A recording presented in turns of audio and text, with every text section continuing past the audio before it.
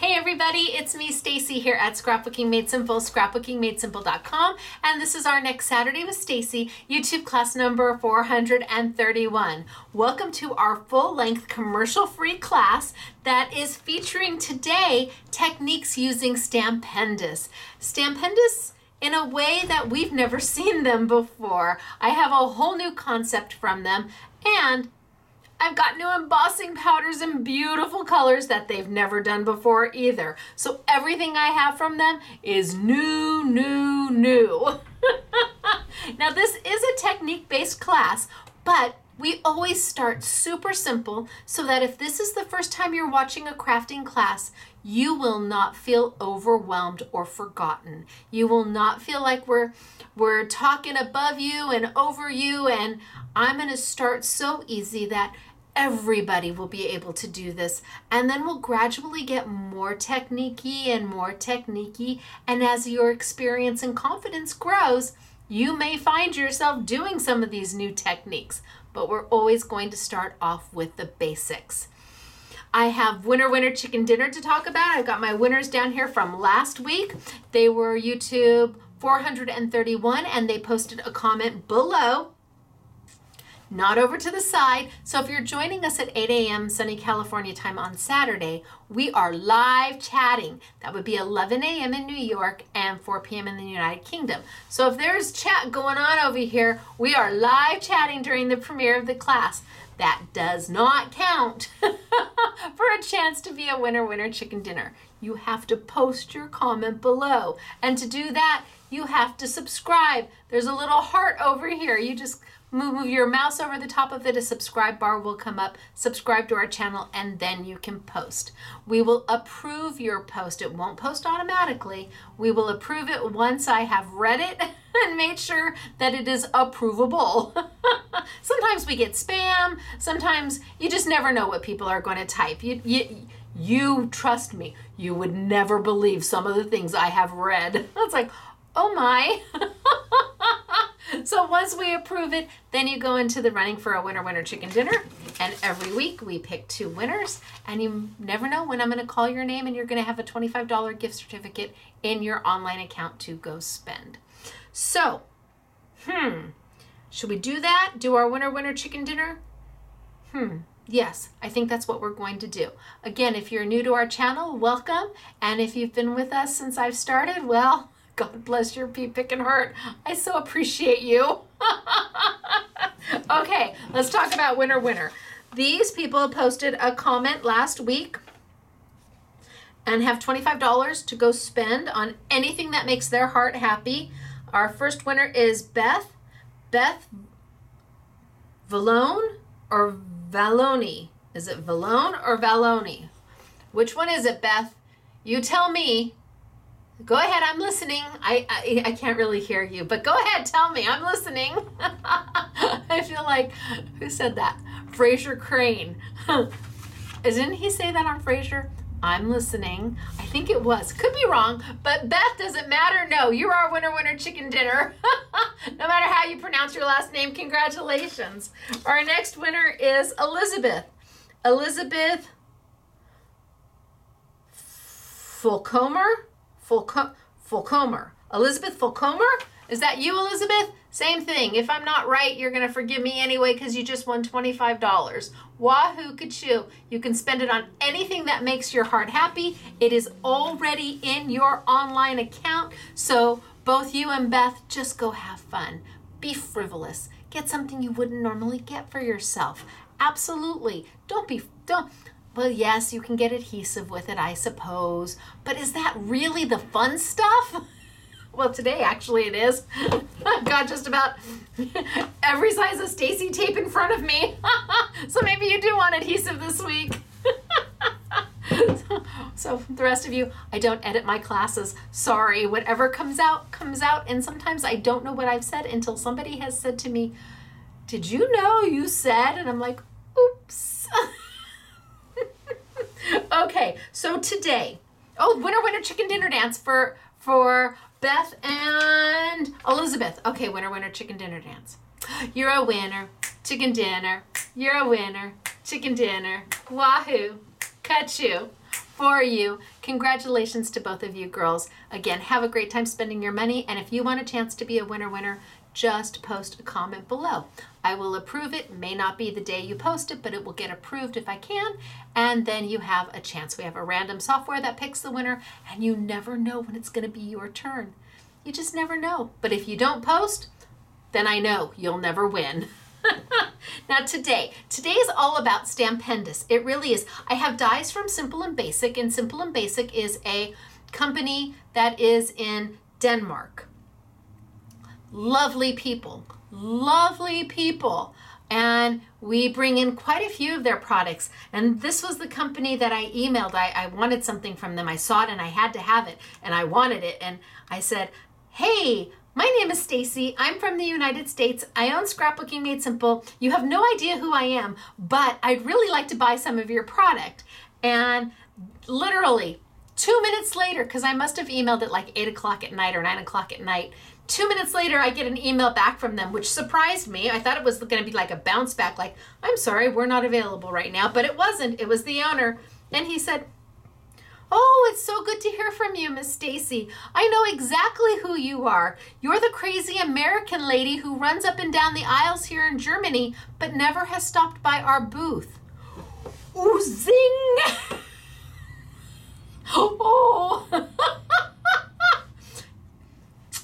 Yeah, that's me. So I typed back quickly, did you have an appointment? Sorry, did you have an appointment? So anyway, they have become a wonderful manufacturer for us. They do Simple and Basic. They also do Paper Favorites for us, which is a fabulous paper line that we use all the time. So I'm excited to have some more of their product.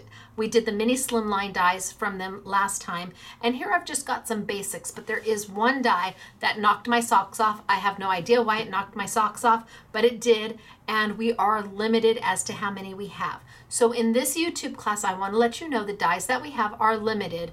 Everything else, we are wide open, and Fran is ready to go, go, go with whatever makes your heart happy. So speaking of Fran, this is a new concept for her. Fran is the owner of Stampendous, and she draws every single thing that Stampendous manufactures with the exception of a house mouse. That's a licensing deal, but everything else comes from Fran. And Fran is a true, I mean, when I say she's a fine artist, I mean she's a fine artist. You know, she really is an amazing artist.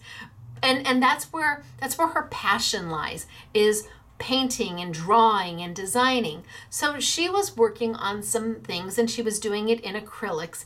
And when she was done, she was going to transfer them, or I think these are designs that were already made into stamps years ago, but she was playing with acrylics and doing a similar look in acrylic. And when she was done, she's like, oh, I don't want to, what am I going to do with these? I don't want to get rid of them. I don't want to, you know, I was just doodling, but they're fabulous. So she has printed them into what she's calling quick cards, and they are stunning.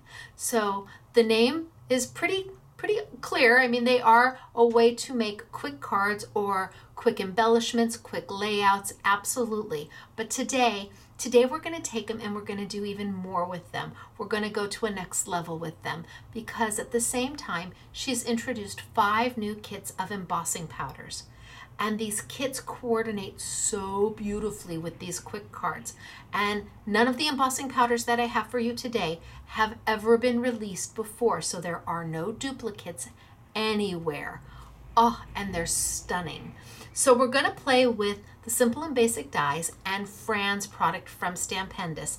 And I really hope you like it, because Fran, this is Fran on a piece of paper. This is her heart and her soul and her talent and her creativity and her thought process, and it's just amazing. So I'm going to tilt down and we're going to get started for today. Just remember, like I said, the dies are limited, not because I want them limited. I can only buy what a manufacturer has. That's all I can do. If they've only got 50 of something, I can only buy the 50. So the Simple and Basic are limited, and then the Fran product, the 2 kits that I have for the quick cards are exclusive to us. We had them repackage it a little differently because Well, I wanted it the way I wanted it, and they were happy to do it for me, so I'm glad they did. Thank you. All right, we're going to tilt on down. I'm going to show you some samples, and then we're going to get started for today. It is good to see all of you, and to those of you who are new, welcome to Scrapbooking Made Simple. We're glad to have you. All right, down we go. Bye. Whoop, whoop. Okay, and in. So I am not high tech, no overhead cameras and all sorts of fun things like that. It's me and my Sony Handycam. That's what we got. Look at this.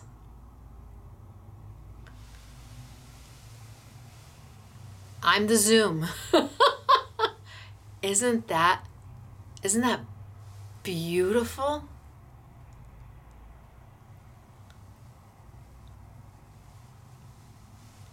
This is Fran's artwork.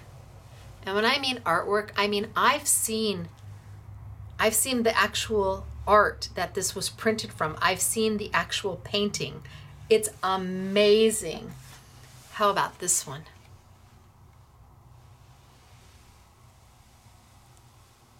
Oh my gosh.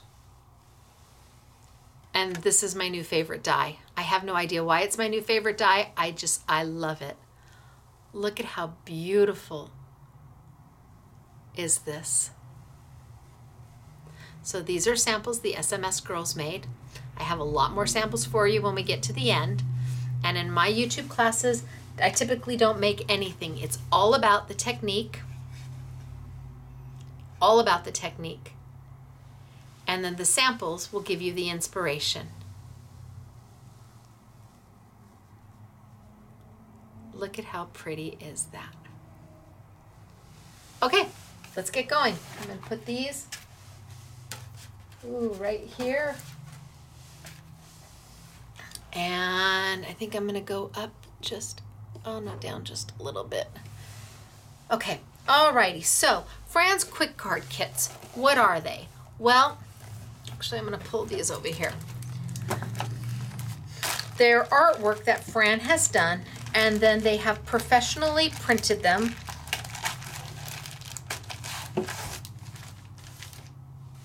So that you have a head start on creating. Now we have 2 different packs of them, and each pack has 4 different pages.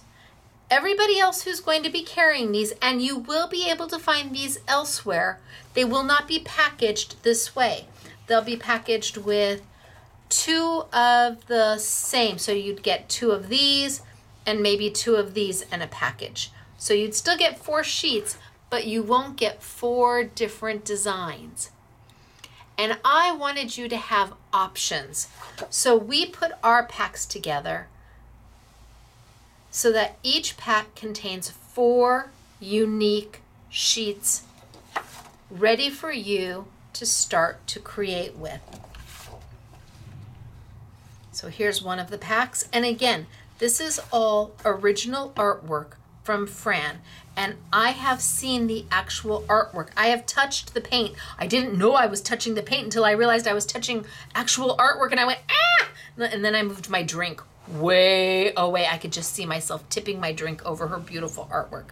So this is This is actually kit number 2. Let me pull kit number 1. You can make, well, there's 3 times 4, 12. At the very minimum, you can make 12 things. But I'm going to tell you, the SMS girls were able to make at least 20 cards out of each kit. We were chopping and using. You've even got sentiments on each page. So this is kit number 2. Let me grab kit number 1.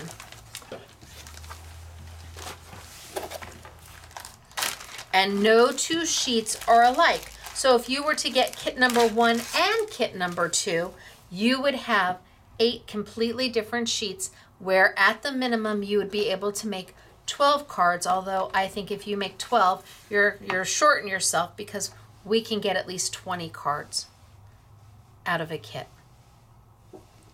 Isn't that fabulous? Right? These are beautiful. So if you're new to crafting, this is a great place to start because all the coloring is done for you. You can make stunning, easy cards ready to go. Look at that bird, ready to go quickly. And for those of you who've been crafting for forever, sometimes you need to put something together quickly. This is a great opportunity. Or this is an awesome opportunity to make cards to give away, where you make a stack of cards and leave the sentiments blank and give them to somebody so they can use it to send to their friends and their family. It's a wonderful gift. People love getting handmade cards that they then can use to send to their friends and family. So this is kit number 1. And again, no 2 sheets are the same in either kit. Are you ready to hear the price on this?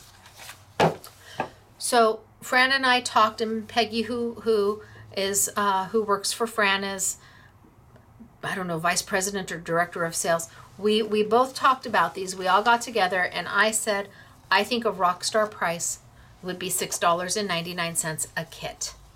All 4 pages, $6.99. And they agreed. They thought that that would be a phenomenal price to be able to offer it. And then, of course, we're taking 20% off. So $7, $6.99, $7 less, $1.40 makes it $5.60 a kit. Is that about right? And what you're going to be able to do with them, wait till you see the samples. There's only 2 kits from us. Every place else you may see 4 kits, and that's because they've taken and they've separated these to where you would get 2 of these and 2 of this in one kit, and then 2 of this and 2 of that in one kit. I wanted you to get 4 unique individual sheets to see what you can do with them at a price that I think most people will be able to put in their crafty budget.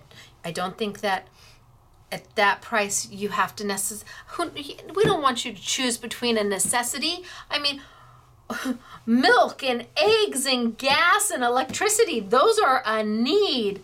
These are a want, but they're a want that's an affordable want. And that is so important to Scrapbooking Made Simple, to me, and to the manufacturers we do business with.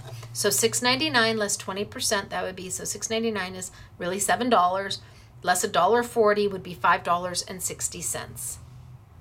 That's not bad. When you think 20 cards out of that, that's pretty good. So let's start and play. Gosh, I don't know which one I want to start with. They're all so pretty. I think I'm going to start with the birds to begin with.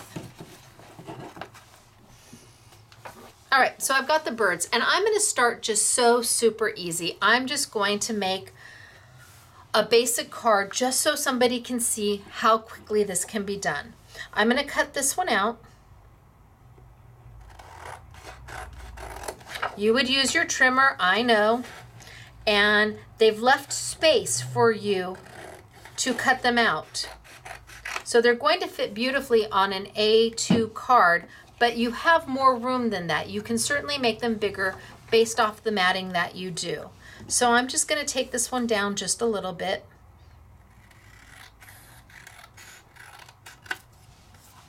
And down just a little bit. And I know you would use a trimmer. That was not the best cut ever. I'm a freehander.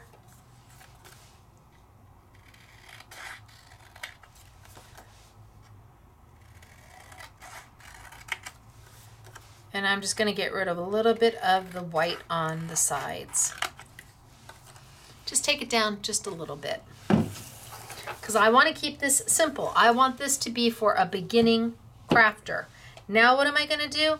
I'm going to mat this in black. And I'm going to keep that mat super thin. I like my black mats super thin because I wanted to just add a little bit of something. Now for me, I'm going to go ahead and I'm going to tape it down before I cut my mat because I'm freehanding. So I already know that this edge and that edge are good. So I'm going to go ahead and I'm going to use some Stacey tape to tape this down. Stacey tape is a double-sided adhesive. It is awesome adhesive. It really is. I used to say it's terrible because you can tear it. You don't need to cut it with scissors, but it's not terrible. It's wonderful. And we've been carrying it. I've been doing Stacey tape for quite some time. It's a little bit longer, a little bit stronger. And I haven't checked around. I don't check other people's pricing, but our prices at one time were absolutely the best for it. And just know, all double-sided adhesive is not the same. It is not. Stuff you get from the dollar store on adhesive, it's just not the same. There's some things you can get at Dollar Tree or the dollar store that I absolutely agree with, and there's some things that you just not for something that you're going to give to somebody or something that you want to keep around for a while. You want a good adhesive for that. All right, I'm going to just crop this down out.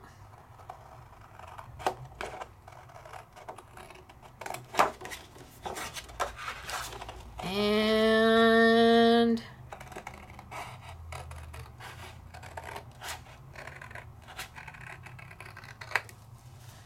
close enough. Meh. I don't think I put it down straight, but that's okay. We're just going to go with it because it is handmade after all, and that's what we care about. I'm going to grab, let's see, I'm going to grab some Sizzix paper. I've got my, this is eclectic, the eclectic cardstock, which isn't, any of these colors are not found in any other Sizzix cardstock pack. I just don't know if this will be the right colors for it. I don't know if I like that, but we'll pull it. No, that's definitely too orange. And then I've also got my Botanical Cardstock from Sizzix. And again, these cardstock packs, the colors of the cardstock are here. I think on each of them you get 10 different colors, and you get 6 sheets of each color. It's 80-pound cardstock, and it just works. It works well. I don't know if this is going to be too blah. Yeah, too blah. Oh, that's kind of pretty. Ooh, let's grab that blue. Okay, decisions. So I've grabbed a couple colors from each pack to see which one I like best. And I'm going to cut them all because I want you to see how changing the matting will change the look of the card. And this could be on a layout. This could be in a mixed media album. This doesn't have to be a card. You can make anything you want with it, absolutely. So there's one.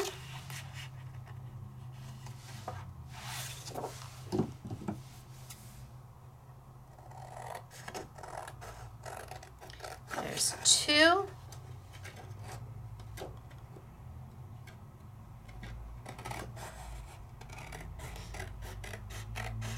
So Sizzix makes several cardstock packs. The thing I like about it is that they don't duplicate their colors in their cardstock pack. And last but not least, 3.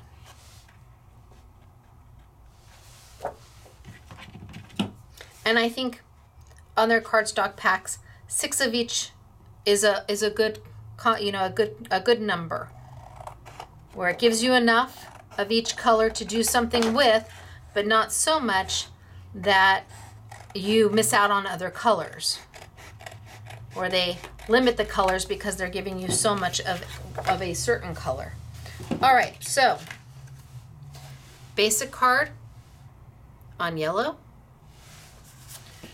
same card kind of on my orange, same card on my blue. It really is up to you what you want it to look like, but you're not limited. All you have to do is change your matting, and you can change everything. It changes everything. So let's put this one there. And this is just basic card making. I didn't have to color anything. I matted in black, and then I grabbed a mat in color, add it to your card base, and you're done. So here's my yellow.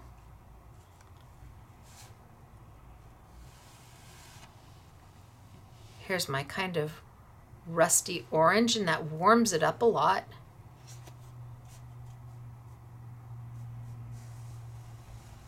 And then here's my blue. Which one works for you? You have options. So if you are just starting and this is as far as you want to take it, that's as far as you have to take it. You tape this down, put it onto a card base, write happy birthday on the inside, and you are good to go. You have made a handmade card. You did this. You didn't go to a Hallmark and buy it. You made it, and somebody is going to love it. And if you are just starting, you've got this. You can do this. Trust me. But you want to take it a little bit further. I get that. Okay, let's do it again. This time, I'm going to play with this one.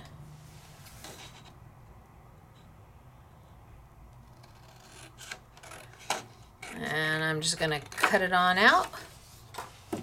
This time I'm going to play here. And I'm going to trim it on down as well. I'm going to leave a little bit more of the white. Oh, that was a bad cut. Yeah, handmade.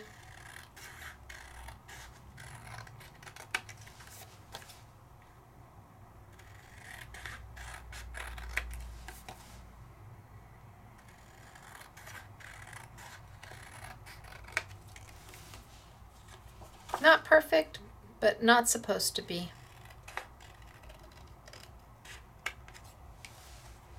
Okay, good for me. Now, I'm going to take a piece of black paper, and you're like, we just did this, Stacey. You just mounted it on black. I just saw you do that. I know, but this time we're going to do it a little different. So I'm going to take my black paper and cut my mat. And I've made that mat really big. I don't need it as big as it is. So I'll just take a little off the top and a little off the side. And if you know how to take a little off the bottom, I am all ears. At 53 years old, everything seems to be going to the bottom. Gravity, everything seems to be. Okay, it's still a little big, but I'm going to be okay with it. Let's clean that side up just a little bit. All right, so what am I going to do with it now? Could I mount it on the black? Absolutely. Is it beautiful on the black? Oh, absolutely. But I said we want to take it just a little bit farther, right? So let's pull out my tape again.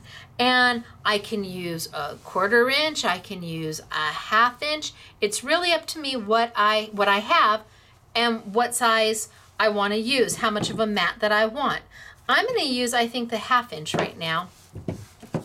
And I'm going to take my Stacey tape, which is double-sided tape, and so far we've been using it to tape and adhere everything down. Only this time we're going to change it up a bit. So I'm going to take a little bit of Stacey tape and I'm going to do my edge. Bam.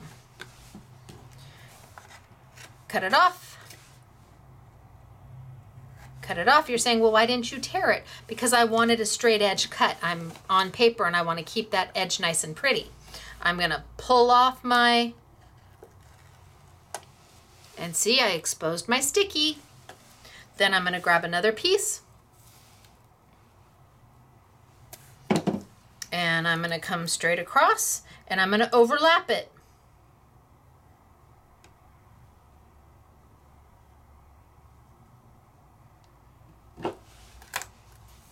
So I've overlapped right here.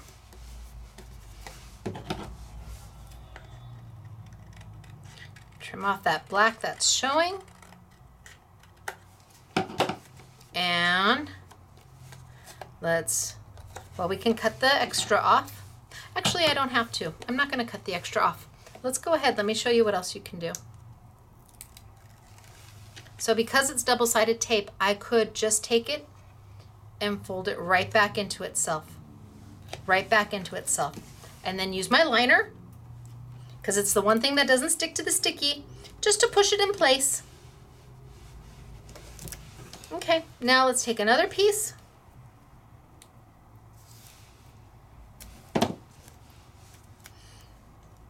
It all depends upon what kind of crafter you are. Several of you are going, I would never do that. I would be cutting those off the sides and doing it this way. Just depends upon who you are and what way works best for you. There is no right and wrong.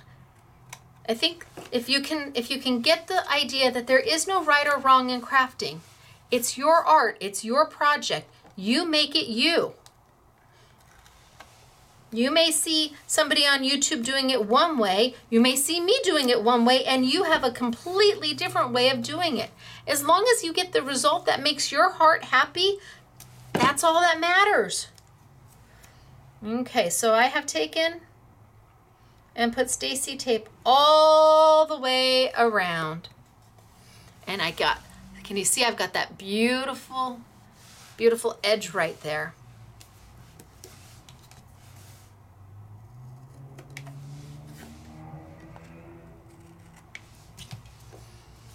And let's peel it off.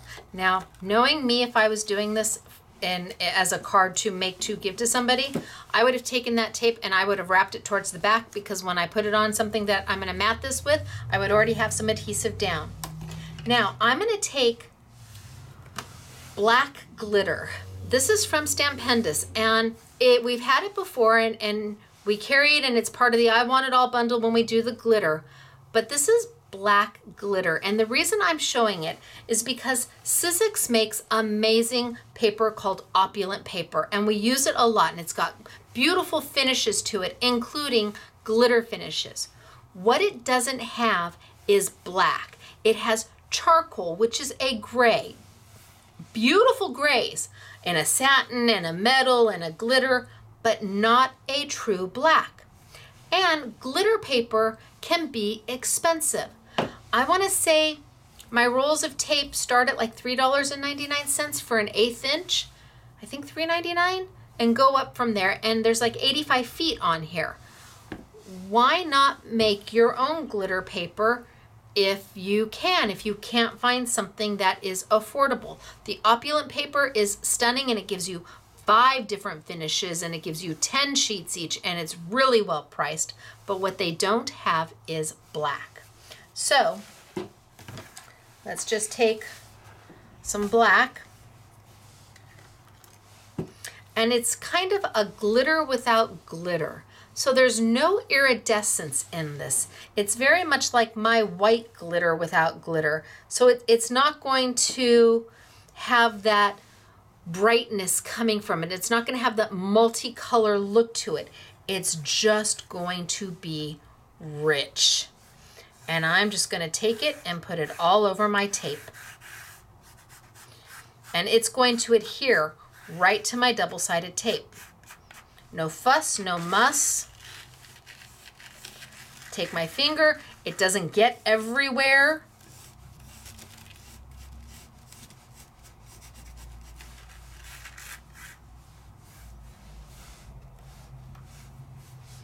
Take my little inexpensive, what used to be $1 brush from Walmart. It's the e.l.f. line. I understand they're now $3 now, but I still think that's an okay price.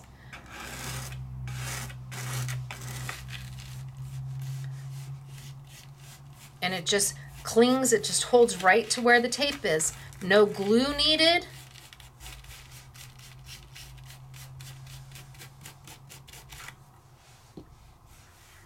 Brush it off.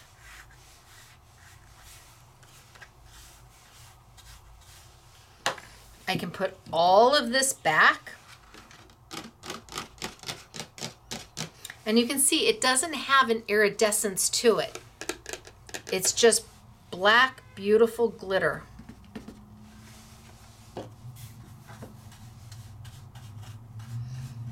And a little goes a long way, because anything, once the sticky of the tape, there, I'll back away. Once the sticky of the tape has been covered, nothing more is going to stick to it. So let's give it a little bit of a burnish with our finger, just to make sure that it's all down. This is an ultra fine glitter, not a microfine. So there's fine glitter, which is chunky. There's ultra fine glitter, which is ground a little bit more and not as chunky. And then there's microfine glitter, which is the finest of glitters. This is an ultra fine and it's beautiful. So let's just wipe, wipe, wipe, wipe, wipe. Can you see? And then we take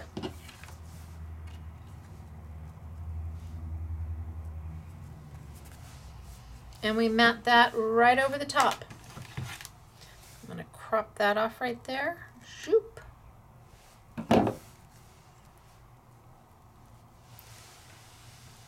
And just like that, we added just a little bit of shimmer, a little bit of shine. It's not glitter. Hello, glitter. Hello, hello. See me, look at me, I'm glittery. It's glitter, like, hey, there's a little texture to me. Hey, there's a little shine to me, but I'm a little laid back, you know, I'm not your typical glitter. It's so pretty. Don't know if the camera can pick it up, but I'm going to tell you it's beautiful. And Stampendous is so reasonably priced for their glitter. I don't know if this is $3, $3.80. I don't even know if it's, I just know it's so reasonably priced. And it is a black glitter that does not have the iridescence to it, which can be hard to find. You may have a beautiful black glitter that when you look at it, you've got purples and pinks and reds and greens coming off of it. But maybe you want something a little bit more subdued, a little bit more sophisticated even. This is a wonderful way to go. And then you pick, gosh, I don't even know what color.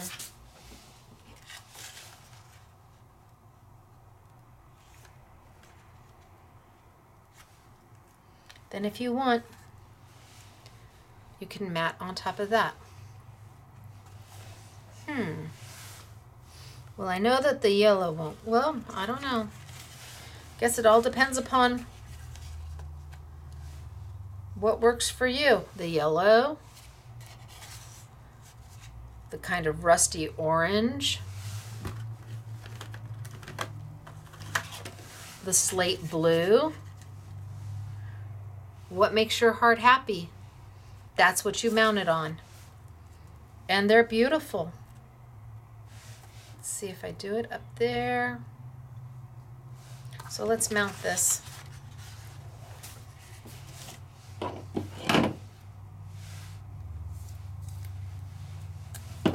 So this time I am going to use my Stacey tape as an adhesive to hold my project down. You would do a better job taping than I am. I just want to get it down so you can see it.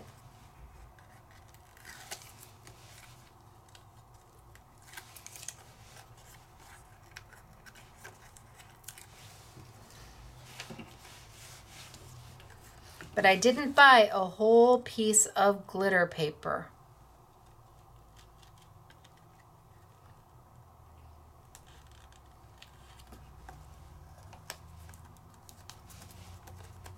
Okay, now all I just have to do is trim. Oh, that's a little off. Can I get it up?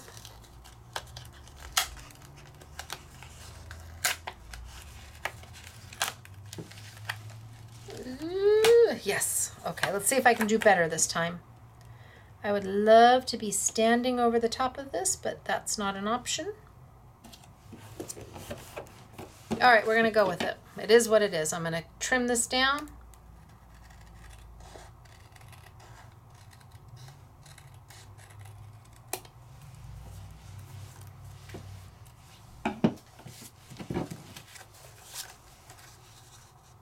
same size. And then put it on a piece of, this color is from the Eclectic. It's a very pretty color.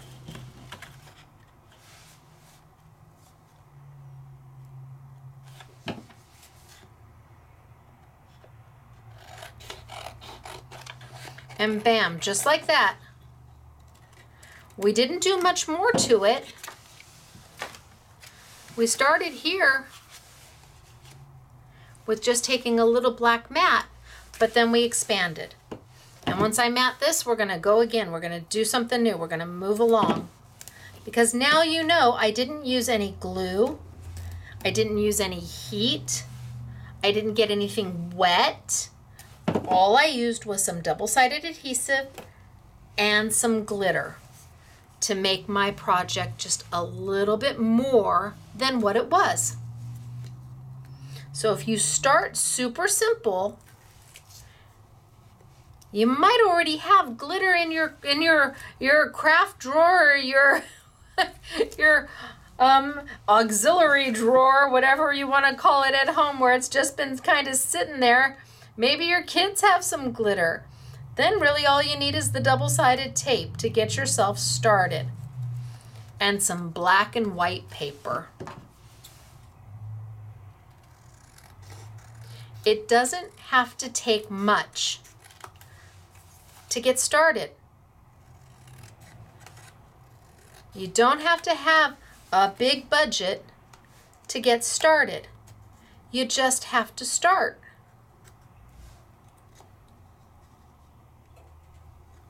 There we go. You just have to start. And Fran has done all the coloring for you.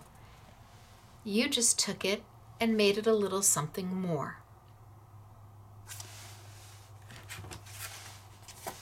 You just took it and made it a little something more. And if you don't want to do black, as long as you've got tape, you can use any color glitter you want. Absolutely. I just love that this black has no iridescence to it at all. Okay, time to move on. Let's put that there and that there. So, now a little bit more technique-y based, right? A little bit more technique-y based. What if we took,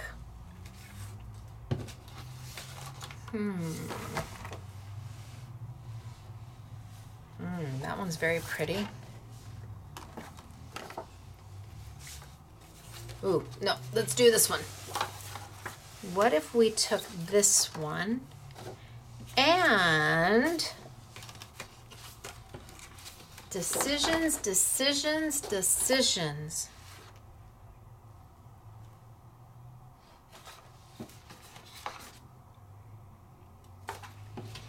And we took this one. I'm going to use these two.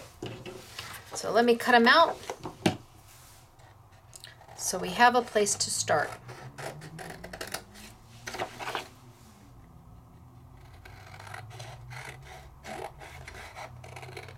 Now we're going to introduce some heat into the equation here, and we're going to play with embossing powders. What's an embossing powder? Embossing powder is a finely ground plastic that then when you heat it, it's ground so fine it melts and becomes a solid. Okay, those. Okay, so I've got two here that I'm going to play with. Both of them absolutely beautiful, both of them original artwork by Fran. And this time I'm going to use some of her new embossing powder. There are five new kits. None of these have ever been out before. None of the colors, they're all brand new colors, and they all are floral based, which funny happens to go with, coincidentally, all of her cards, all the quick cards, all the colors are represented here. All of them. You've got Sunflower Sparkle. Oh my gosh. You've got Rose Sparkle. You've got Poppy Sparkle. And no two colors. So if you see two greens, they are two different greens. If you see two oranges, they are two different oranges. This is, okay. This is the blue pretty one. I can't pronounce that. I can, Agapanthus Sparkle. Am I close? You'll let me know if I was close. And then Lavender Sparkle. These are embossing powders. So everything in here that makes them up is actually a plastic. And Fran has blended these into her own concoctions, her own creations to make beautiful, beautiful blends. So let's do this one first. I'm going to add a little bit of embossing powder to this, and I'm going to paint with that embossing powder. You're like, you're going to paint with it? Yes. Typically what we do is we take a stamp, we put Versamark on the stamp, we stamp with it, we throw embossing powder down, and then we heat it. I just want to highlight some areas. So I'm going to grab that purple, and I'm going to come in. Open, there we go. I'm gonna come in and I'm gonna put a little bit of Versamark down, a little bit on my craft mat, right here. I'm just gonna put a tiny little drop. This is a Versamark re-inker. This is what you would use to re-ink your Versamark pad. But instead, I'm gonna put a tiny little drop. I mean, that is literally raindrops on roses right there. There is hardly anything there. And then I'm going to grab Ozzie Andrews Couture Creations blending tips, where you get 50 of these little guys that I use again and again and again. Look at how tiny they are. And I'm going to go in here and I'm going to pick up a little bit of my Versamark. And then I can go in here and paint with it. Add some of that Versamark where I want it to be.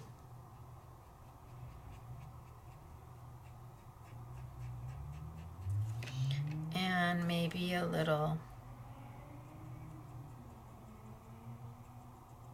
here, and maybe a little here. Now it's a clear color, so it looks transparent on your project. Only way to know if you've got it where you want it is to kind of move it around and try to get some sort of a reflection off of it. So I can see that it's there. Now I'm going to take my purple. Let's do this one. Ooh, love this one.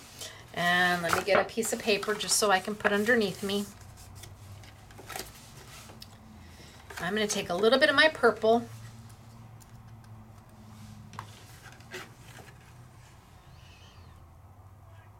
And I'm going to put it down. And where that embossing, where that Versamark is, and it needs to be an embossing medium. Not everything's gonna work.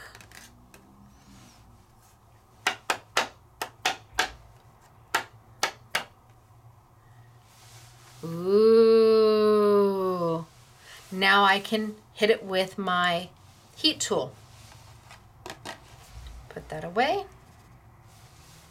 And if I want, if I've got too much in a place or not enough in a place, I can go in and I can pick some of it up and lighten it up a little bit if I have too much down. You absolutely have options, and I can pick some of it up. So let's heat this. Now I'm going to be using a Sizzix heat tool. The Sizzix heat tool is not a blow dryer. It is not a paint stripper.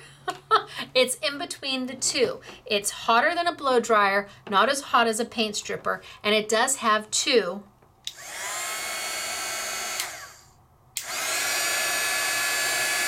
settings.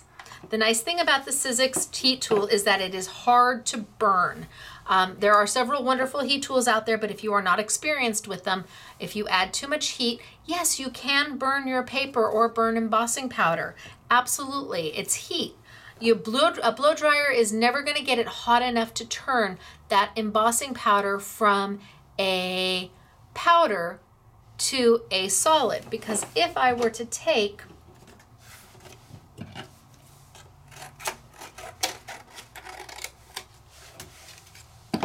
let's just take a little bit here.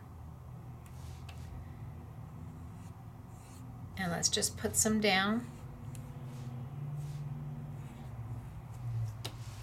And put some embossing powder over it. And where I drew those lines, my embossing powder is going to stick.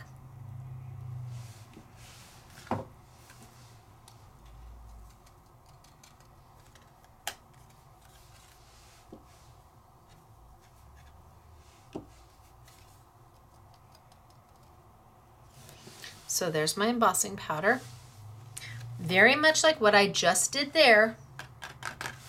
The only difference is if I don't add the heat, that's what happens. It's not a glitter. This is glittered embossing powder. But if you don't add the heat, it will literally wipe away. You could let it sit there for days and you'll come back and it'll just wipe away. You have to add heat to turn that plastic into a solid. You got to turn the powder, the ground powder, into a solid. So,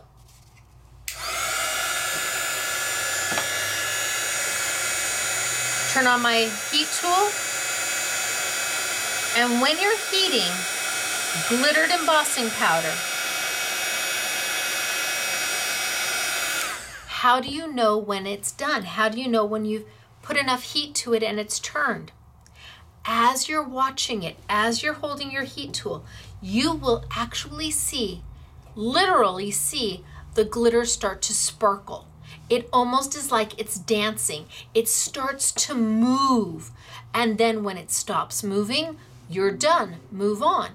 With a typical embossing powder, a gold or a black or a silver, you would see it go from a dull to a beautiful shine finish. But with the glitter embossing powder, what you see is the powder starting to dance. As you add the heat and it heats up enough to turn it from a powder to a solid, the glitter starts to dance.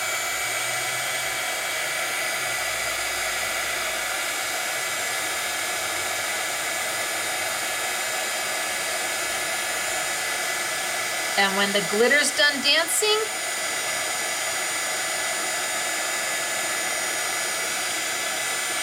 you're done heating. How long does it take it to dry? Just a few seconds. As soon as it cools down, as soon as your paper's cool, so is your embossing powder. And then it is set. No brushing it off, it's set.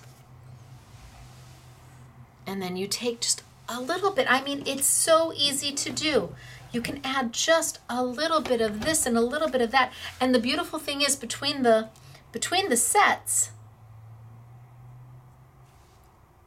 you can mix and match colors.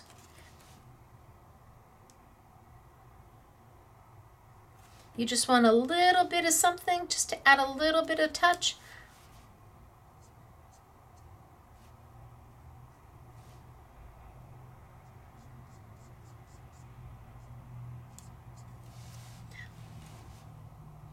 A little bit.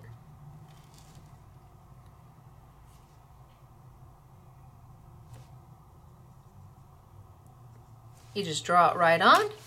And, oh, I don't know. There's 3 greens here and they're all different. Okay, we'll just go with the one that's in the purple.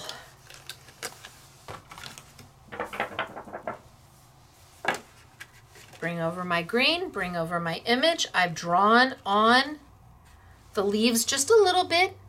I don't want it to scream glitter, but I want to add a little bit of a touch to it.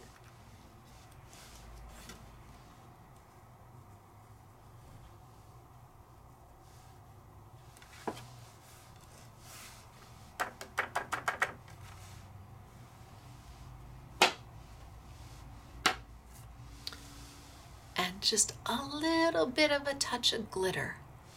And it will really come alive once we heat it. Now I can see where I've put it now that I've put it down, and I may say, oh, I would like a little more here, please. I'd like a little in that one, and maybe a little bit there, and maybe a little bit right there. And I'm still using that same drop of Versamark that I started with. I haven't added. And I'm just going to take that embossing powder and add just a little bit more to hold on to where I added a little bit more, and now I can heat. So it's taking something that somebody is so good at doing. She's done the coloring for you, and now turning it into yours. It's, I don't know, some people they say, well, you didn't make it yourself. Well, you did make it yourself. You did. Anything that you've put your heart into is absolutely made by you. And I'm waiting to see my glitter dance. And once I see it dance, I know it's time to move.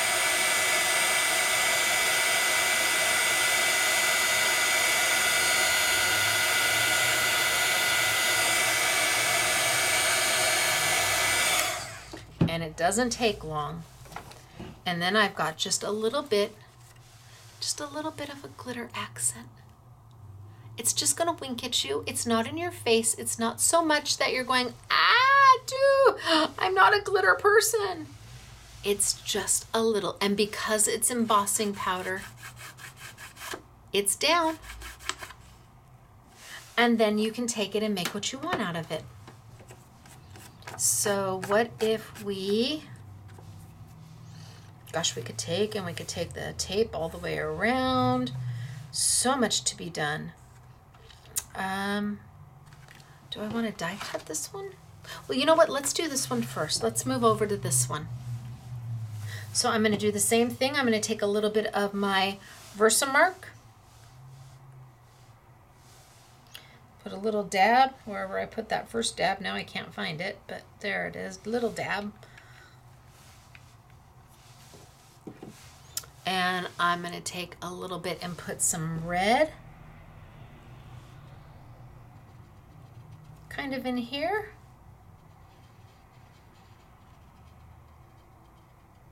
And then I'm just going to kind of dab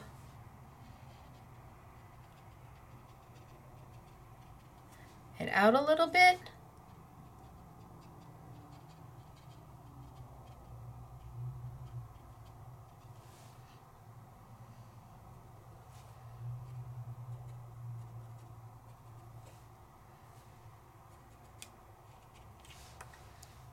So I've done just a little bit of red in the center, so you can see the Versamark there. Let's grab the embossing powder. Let's put my purples away. So again, not hard. Beginning crafter, this is your next step. This is your next challenge. This is your next, do you think I can? Yes, of course you can.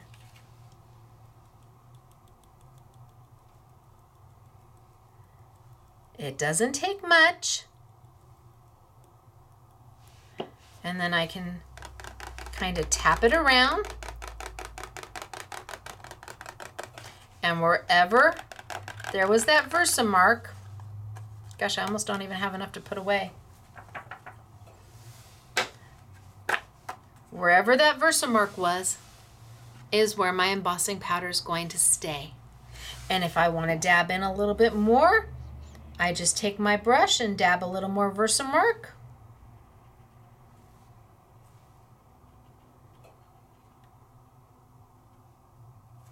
And put a little bit more on top.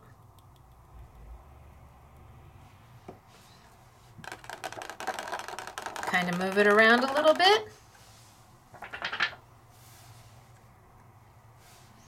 Now if I think I have too much, I can back some of it up. And then I'm also going to take and do my jar. So a little bit of, you think I still got enough there? Yeah, okay. So I'm going to take this and I'm going to go down the side of my jar. Just with my tiny little paintbrush. Just down the side of my jar.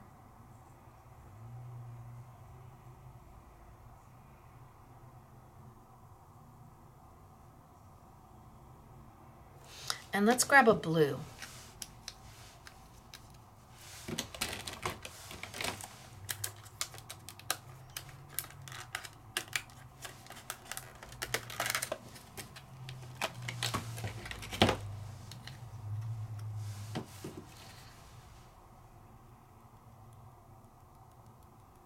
And let's put on my blue.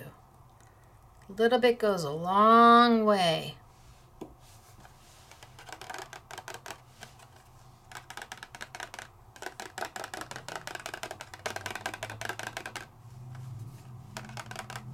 So I used very little, and you can see it kind of dancing around there. So I don't even have enough to put back in my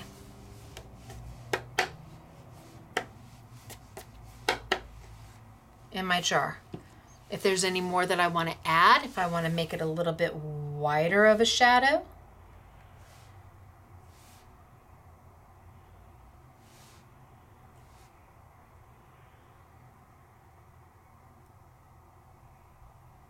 I just have to paint it in, add a little bit more. Or if I don't like it at all, I wipe it off.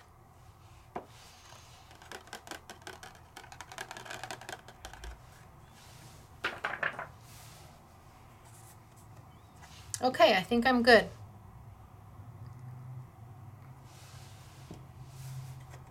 Clean that line up just a little bit. And now I've got a little bit of a shadow there. I don't know. Yes, no, yes, no. Maybe, did I take that little dab off and I shouldn't have?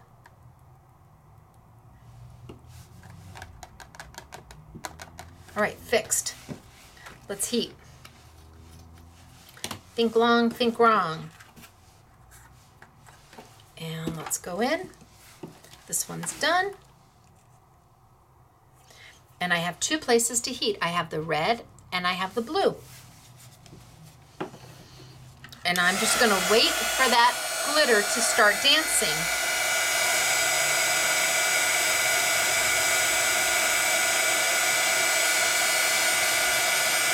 It doesn't take long.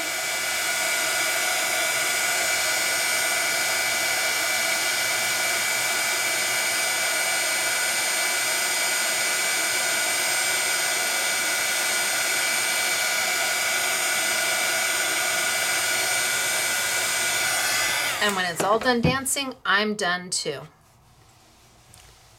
And now I've added a little bit of glitter to the bottom, a little bit of glitter in my centers. Just a touch, just to add a little sparkle to it, a little something to it. And then I can decide what to do with it. Do I want to cut it down?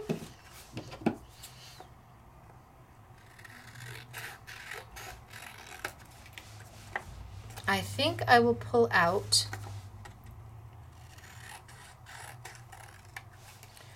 one of my dies.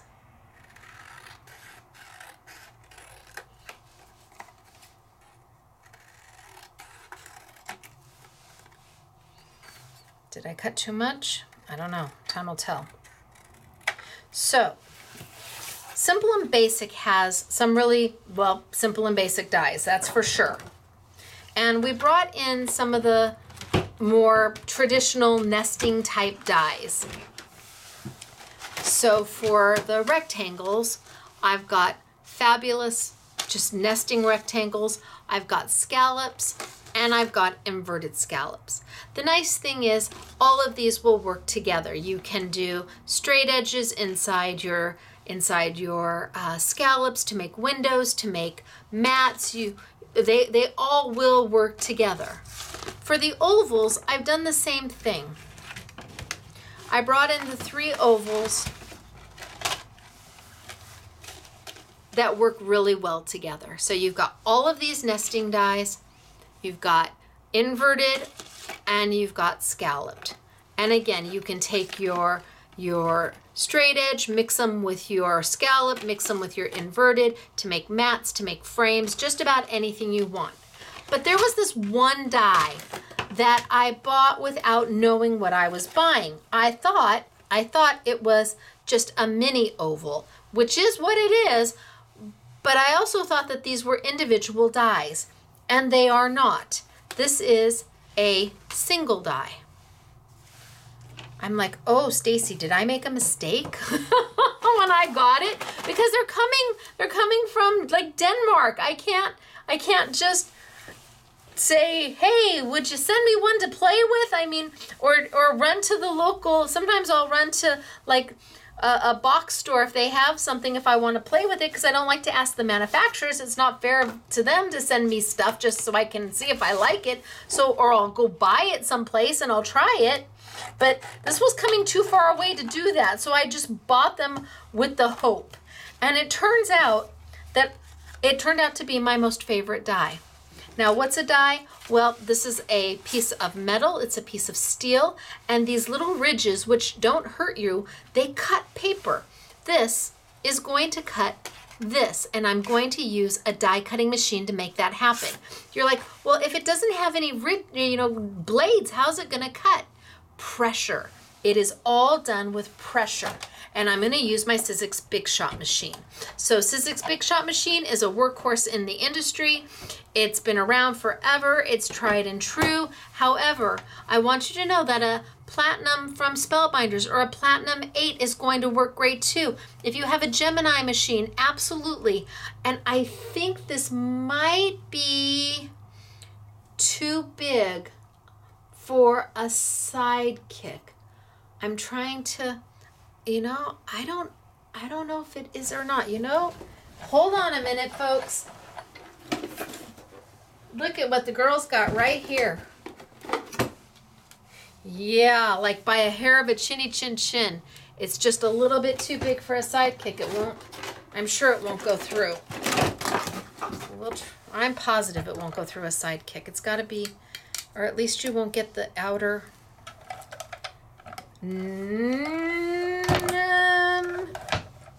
Nope, too thick.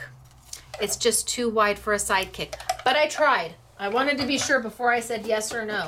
That's why I've got one over here, because now I can have it right there to be sure does it work or not. So you're going to need a 6-inch machine. It will go through a Cuttlebug if you have a Cuttlebug still, absolutely.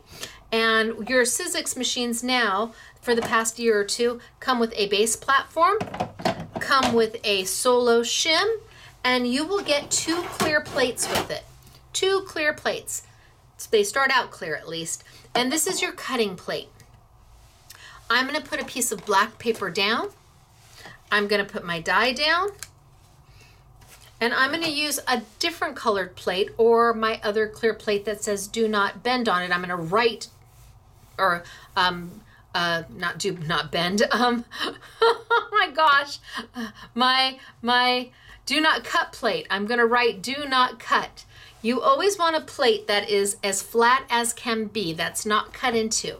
And every time you cut into this plate, you're going to leave a little bit of a mark behind. And gradually, even if you flip it back and forth and you move your die around, eventually they're going to warp a little bit. So if you have one plate that has very little warpage, it makes going through any machine much easier. So I have got my base plate. I've got my solo shim. Those both come with your machine. I've got my clear plate that comes with your machine, my paper, my die, and then this happens to be a ruby red glitter cutting pad that were exclusive to Scrapbooking Made Simple, but any other cutting pad, even if it is the other clear one and you write do not cut on it. It just makes life a little easier to send it through. And I'm going to roll it through. Now I didn't use a precision base plate on this because my guess is if I rotate it at the end, ooh, and it slipped. Let's put it back in. Oh yeah, it cut, but let's go ahead and cut it again. Okay, so it kind of slipped out. I'm going to put it back in and hopefully not get a double cut. Ooh, should I tape it down? Because I do want to send it back.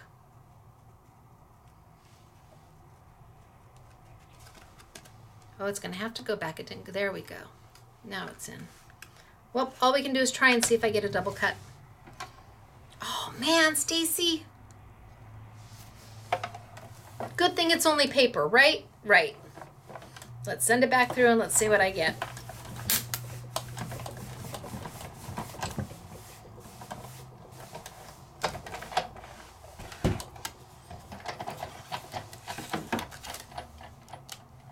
Well, it's in, and it didn't double cut, but I still don't think I got all the way through. Maybe I do need a precision base plate with this one. Downstairs on the machine, sailed through no problem. I'm going to send it through one more time just to see. Everybody's machine is different. My machine gets used a lot, so my machine is considered loose. The more you use it, the looser the roller will become. It's not quite as tight. You may eventually have to add a little shim to your machine to get things to cut, or use a precision base plate. Let's see if I've got it this time.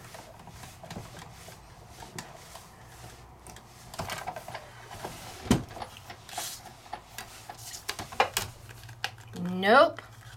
I've got the one though. Oh, wait a minute. I've got a few of them. All right, well, I'm not going to go grab my precision base plate, so let's shim it. What's a shim? Piece of paper.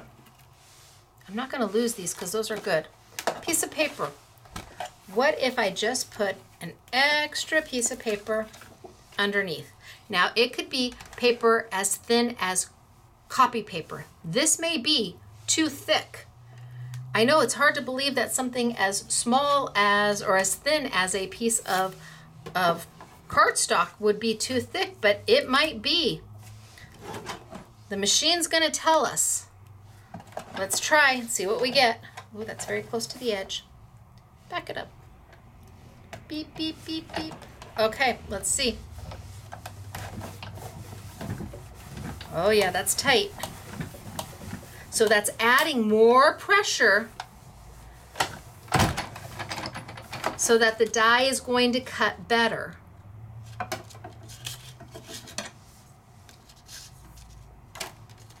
And let's rotate it. Throw it back in there and let's rotate.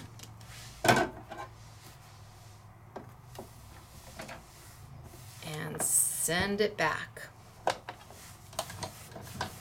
And see what I get. And if I have to, I'll go get my precision base plate.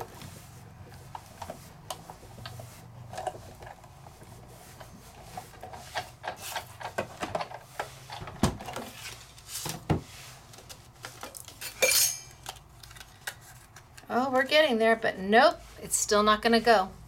All right, let's go get my precision base plate. Hold, please. Let's see. Precision base plate. Hello, precision base plate. Here it is. This is a Sizzix precision base plate.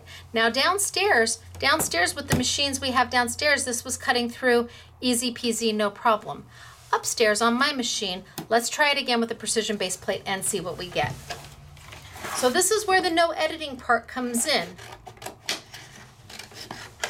You see what happens as it happens, just like I do. Not everything is poof right out of the oven perfect. Sometimes you just have to work at it a little bit. So I've got my base plate, I've got my solo shim. This time, instead of using that clear plate, I'm going to use my precision base plate. Directions, precision base plate. You want to be sure that you can't see the directions. If you are about to roll it through your machine and you can read how to use it, stop, turn it around. And it doesn't matter if you have version 1, version 2, or version 3. This is version 3. It's the Chrome. But if you have one of the first 2 versions, That's okay. They all work beautifully. And then I'm going to put my do not cut plate on top. And I'm going to send it on through. And that precision base plate is going to allow that die to really bite down. And let's see if we get it. So I'm almost afraid to pull it up. I think I'm just going to grab the whole thing and do a rotate. Normally I'd lift it up and just do a quarter turn, but I think I'm just going to do an entire turn. And let's see what we get.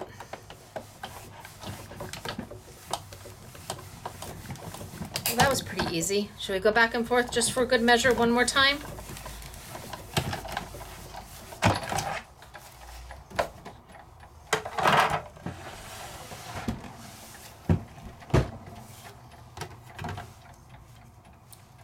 Oh, okay. So there's your difference.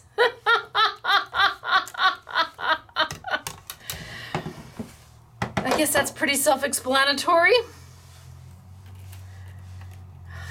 I love these dies. I mean, that's pretty magical. Look at all of them. And look at how thin they are. So no precision base plate with my machine ain't gonna happen. It's a no-go. Just isn't gonna happen. Even with a shim, I couldn't get it to go. But I added my precision base plate, and now I've got them all just falling out. Look at how many ovals you get, and look at how beautifully thin they are.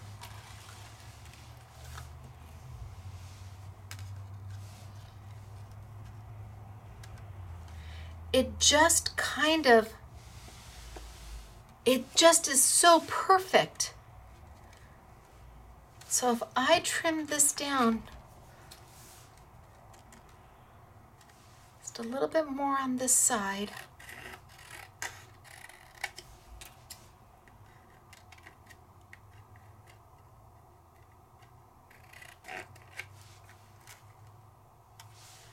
I love the look of using that oval to really focus in on that center. I love them. Is this one bigger?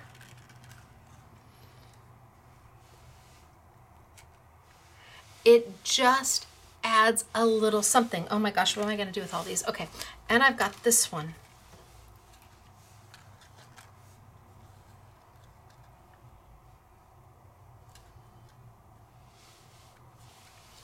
I just think it adds a little element. So I've got all of these to play with. And they all came out of this one die. They're as thin as ever. I mean, I get thin. Okay, my dies get pretty darn thin. This is like rock star. Can you imagine then stamping a sentiment in the center? Because it's not too big. It's just a little perfect element.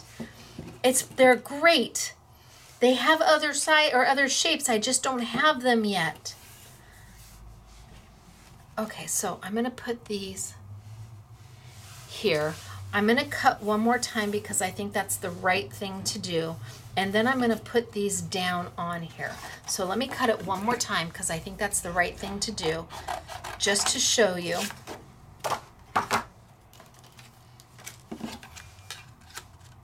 Die, paper, Big Shot machine, base plate, solo thin adapter, precision base plate, die,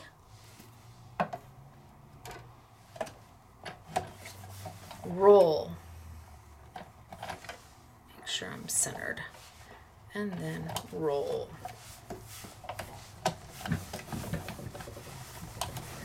It's going to be a little tighter because that base plate is making sure that it's biting in and that die is being able to cut. I, out of ease, am just going to do a full rotate. Send it back.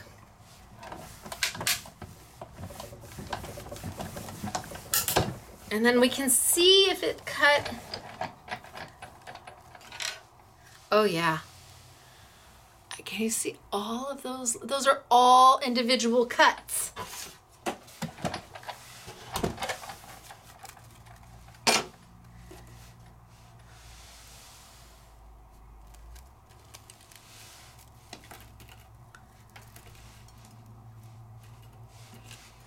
I mean, that's crazy.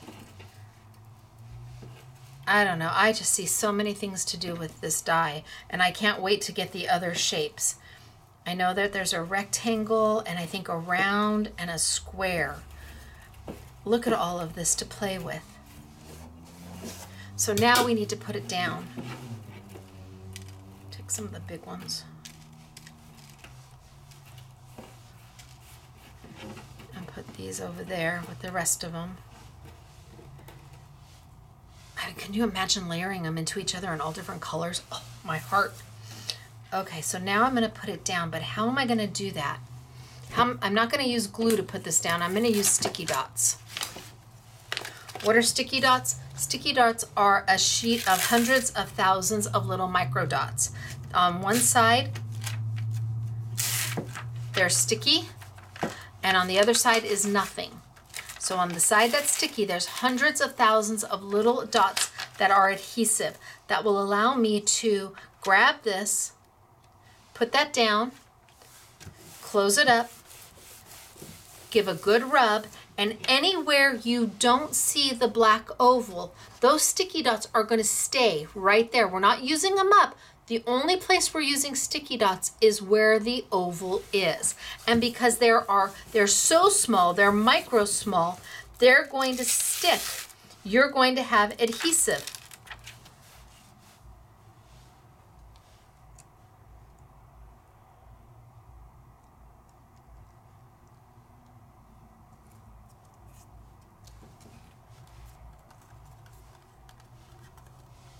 And poof.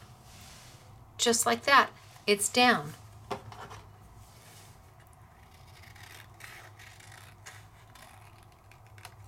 And then I can trim.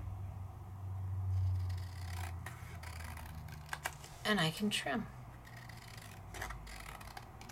Now I'm going to do something with this, but now that oval is your focal point. It centers you. Let's do it with the... This is so pretty though. All right, let's grab one of the ovals.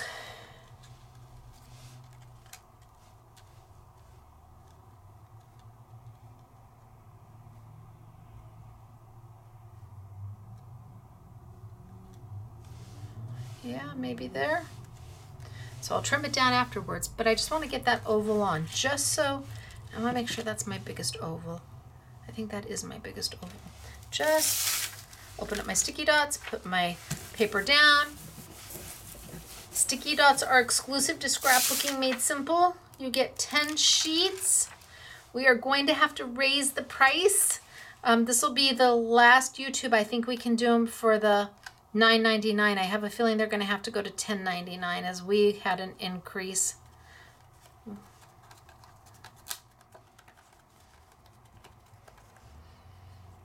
Or do I want to get that? But so here it is with that butterfly kind of cut off. Do I want it with the butterfly? Pull it up and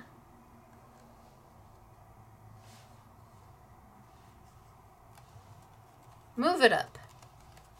Now more of my butterfly is in. Just depends upon what it is you want it to look like. Do you not want the butterfly at all?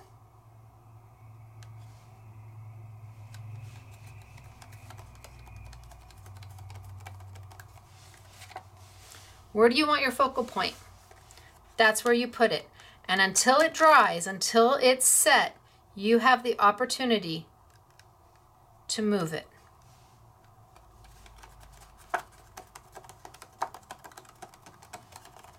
Okay. I'm just going to trim this one down just a little bit.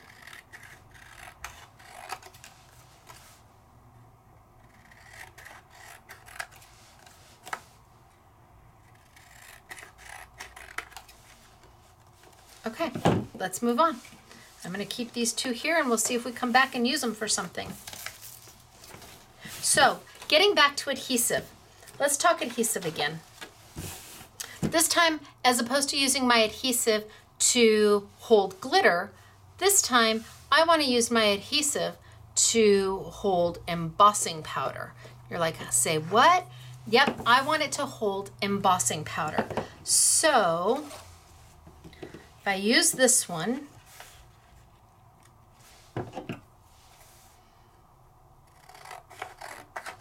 and I cut here, just kind of giving me a little bit of a mat. How about we take our tape that we used before to do the glitter right on it, right on the tape. Now how about we use it for embossing powder? No Versamark, just tape. Cut and cut.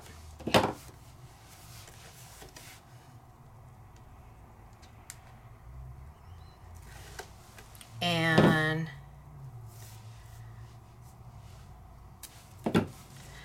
again, layer it right over the top of the other one.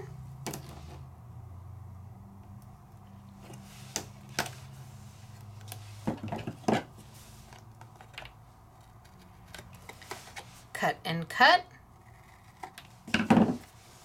Peel it up. And layer your next. Oh, sticky on my hands.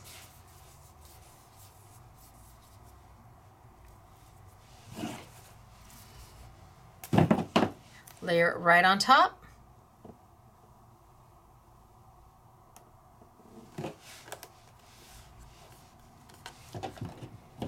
Cut and cut.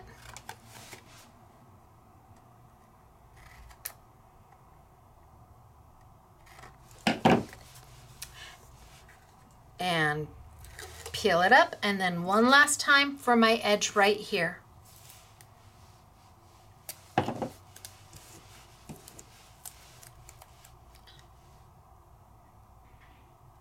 And down. Now with this last piece, I'm going to trim it off, but I'm just going to take that liner after I peel it up. I'm just going to take the liner that I would normally throw away, and I'm just going to make sure my corners are down really good. Corners are down really good. See, it's the only thing that doesn't stick to the sticky, so I can lay it down and add pressure and then peel it right up. And I think we're good. Now, what if we took the blue and maybe a lighter blue just to kind of mix into it? And these are embossing powders, and we put it right over the top.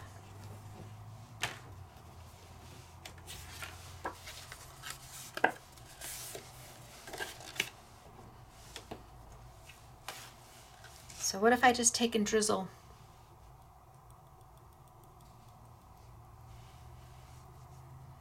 Some of my embossing powder right over the top.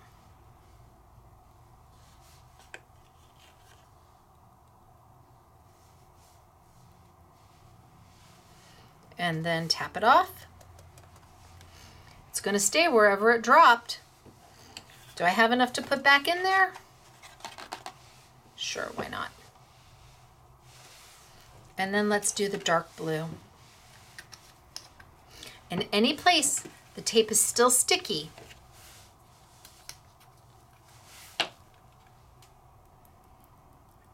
my blue is going to adhere to.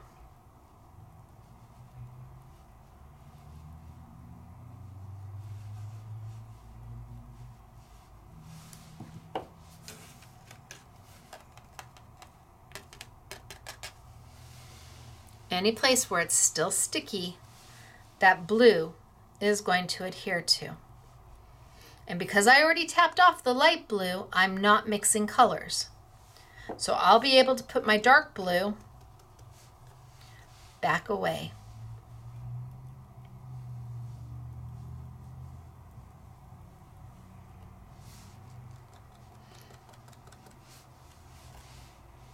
And I'm just dumping it on because I know I haven't mixed my colors.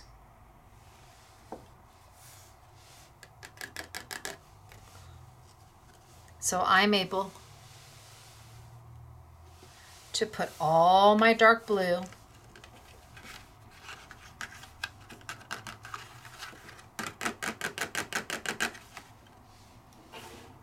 right back in. Oop. Of course I missed. Shh. Got most of it in.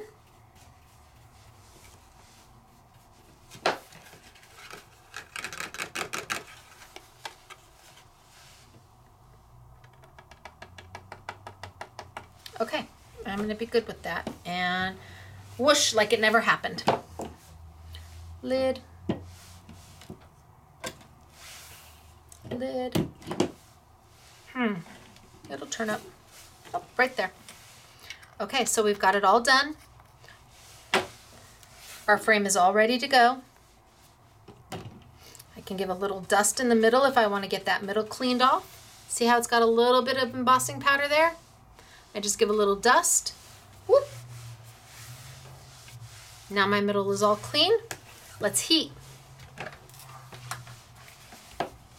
I'm heating straight on double-sided tape. My tape, and I can't say this for every tape, my tape is heat resistant. So you can take and add embossing powder. Watch it start to dance.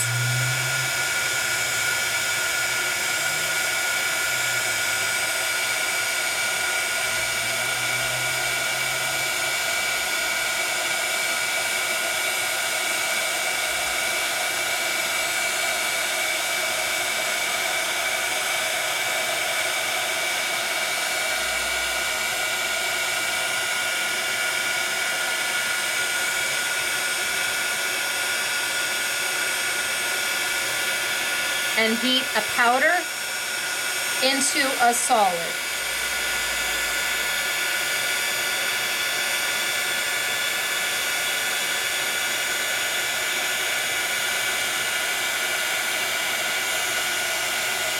And the tape is not bubbling, it's not pulling up.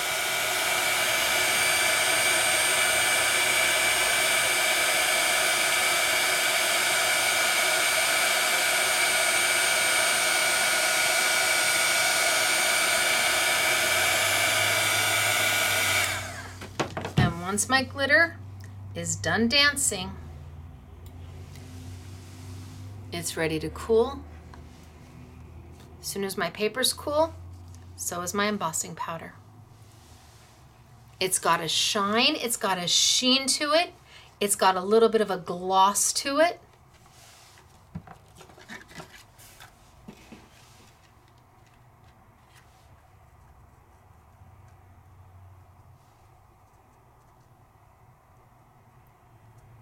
By the hair of my chinny chin chin.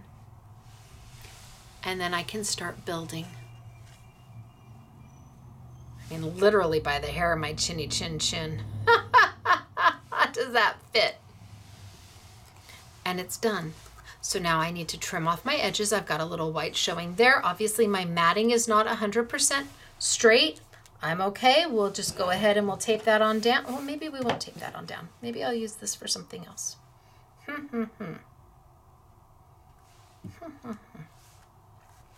Pretty though, right? And if I wanted, I could back it even in a little bit of black.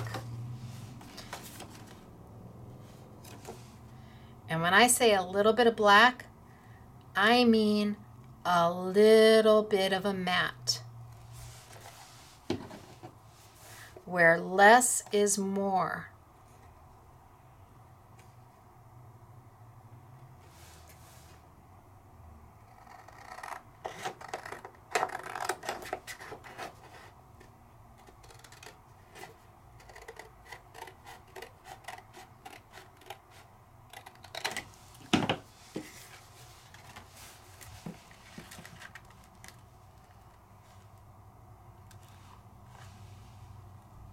Now it really is set off.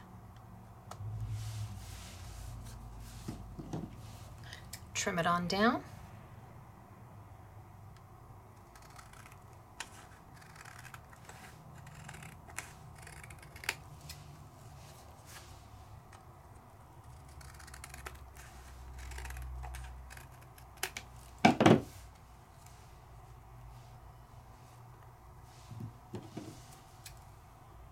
And you begin to make magic. Nobody has to know it's white in the back. I didn't do the whole thing. I could take a whole piece of Stacey tape and do the whole thing in embossing. Absolutely. No question about it. Okay, let's do that. Let's take a piece of Stacey tape, a wide piece of Stacey tape. And let's do the whole thing. So let's grab a piece of paper.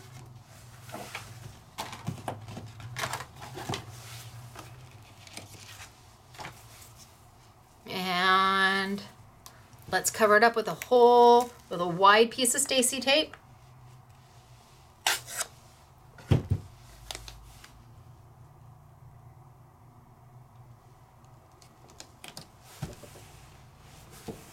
So there, and then let's take another piece of paper and let's cover it up with, hopefully I'll be close. Well, I'll just do one I'll find the die to fit.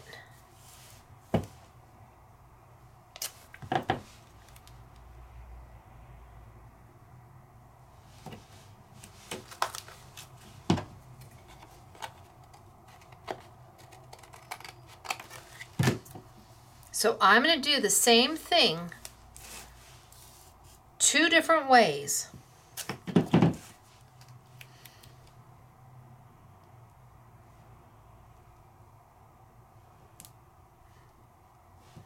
Move that in. And I'm just guessing right now for size because I haven't picked the die I want to use yet. So hopefully I'm close. And if not, I guess we'll just redo it.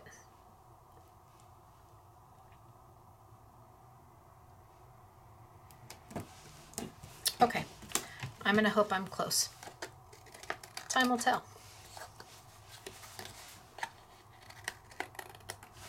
All right, so I've got one whole piece of Stacey tape right there and one piece where I've made a box. Let's start with the big piece first. And let's use this one. So let's use maybe the purples and the blues. So expose my Stacey tape. Look at that whole big piece of Stacey tape. And if you're worried and you want to make sure it's down really good, you just take that liner, press it down, no problem, pull it back up. And let's take some of the purples and some of the blue.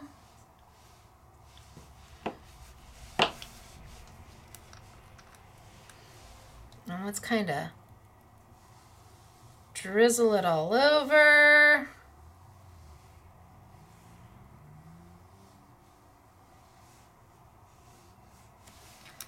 And some of the light purple.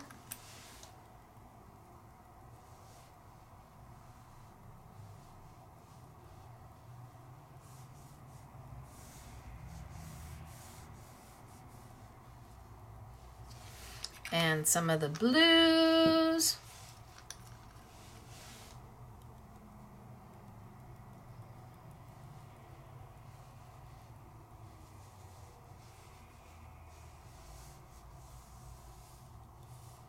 Ooh. And maybe some of the dark blue. Have no idea what we're going to get. Time will tell.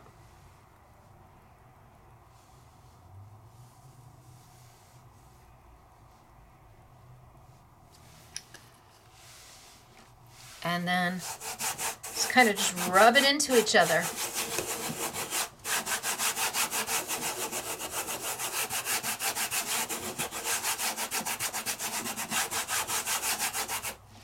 And anywhere you feel a little sticky,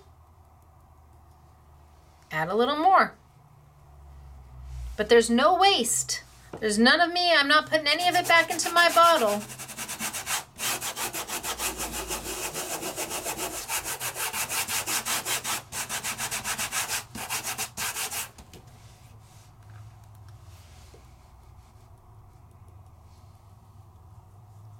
You think it's good?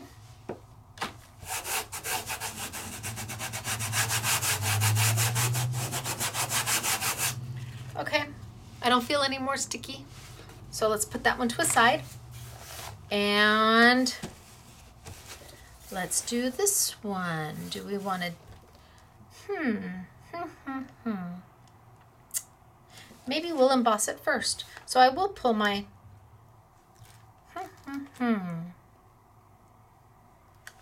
Do we want to emboss it first or do we want to die cut it first? If we want to die cut it first, then we need to leave these there. But if we want to emboss it first and then die cut, well, let's do that and see how that works. Grab a piece of paper and let's try. What's the worst that can happen? It doesn't work. I can live with it doesn't work. So let's take a piece of Stacey tape and let's go 1 and let's expose it. And let's take a piece of Stacey tape and let's go 2. Oh, good thing that was down. Cut off my edges.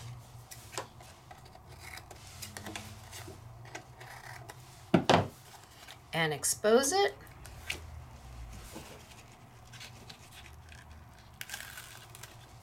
And another piece of Stacey tape, and this is just 1 inch.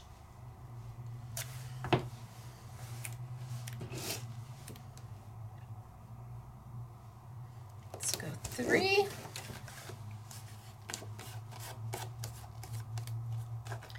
And expose it.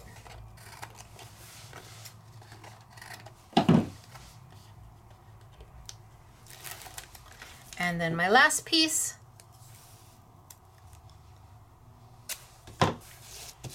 4.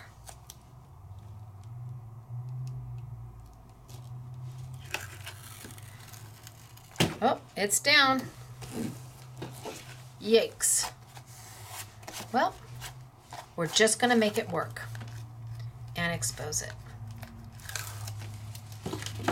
Okay, so I've got 1 piece that is Stacey tape and totally embossed, ready to get heat set.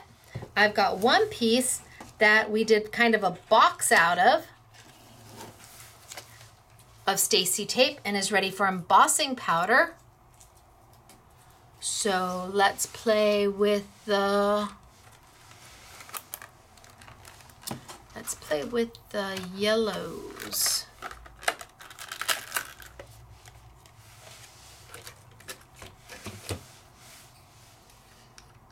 And drizzle, drizzle, drizzle.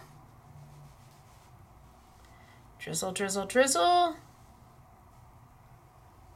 So it's going to use less tape and less embossing powder because I'm not doing the entire thing. There's a benefit of both. It depends upon what makes it work best for you, because when I'm done, you'll see the benefit of both. Neither of them are wrong. And let's throw a little bit of red in.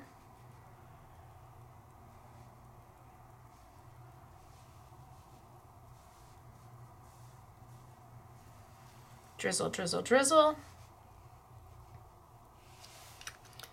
And maybe some of that kind of lighter .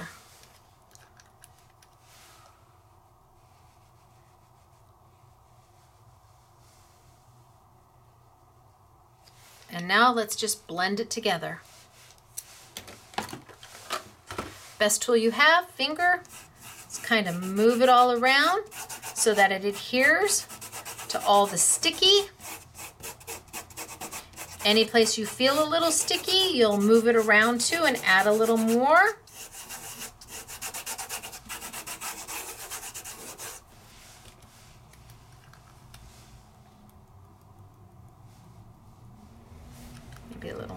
that. And a little more of this.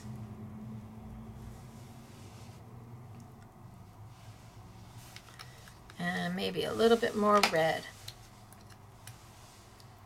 Kind of looks like a hot mess, but we have to let the magic do its stuff. We can't just judge. Can't judge a book by its cover. You got to open it up. And don't be like Mary Lynn. SMS girl Mary Lynn reads the last chapter first. Like, girl, you do what? Okay, so I have one that is just in my box. I have one that's full size. Let's heat. And I've got embossing powder everywhere. That goes there, and put the lid on. That would be helpful. That goes there. That one goes in there. Let's heat. So let's start with the full size one.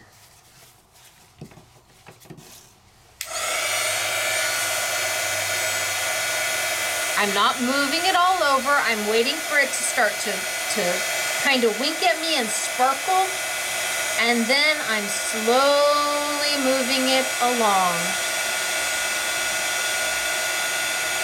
You only need to keep it there as long as it takes for the glitter to kind of dance.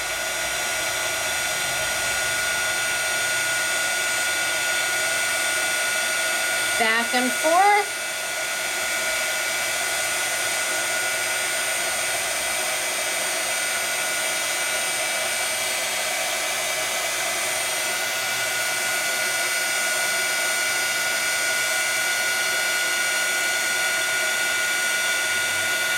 As the glitter is turning, I'm moving my heat tool.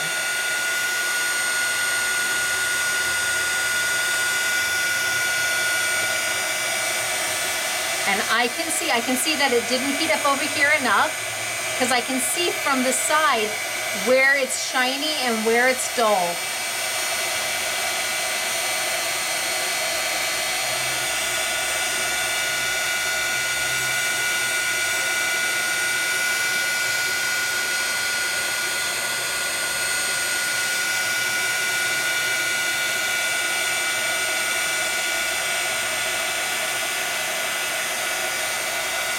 Almost there.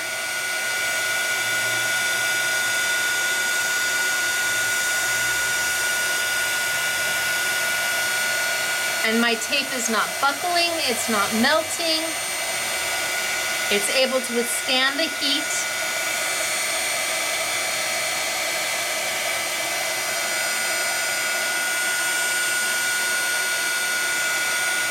Okay, I think I'm done.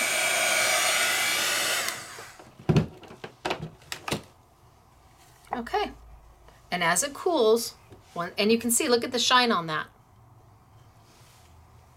Shine looks good. Once your paper's cooled, so is your embossing powder.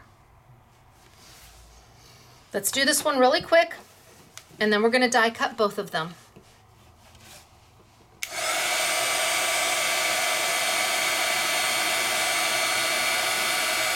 So this will take less time, because I have less embossing powder down and less area to cover.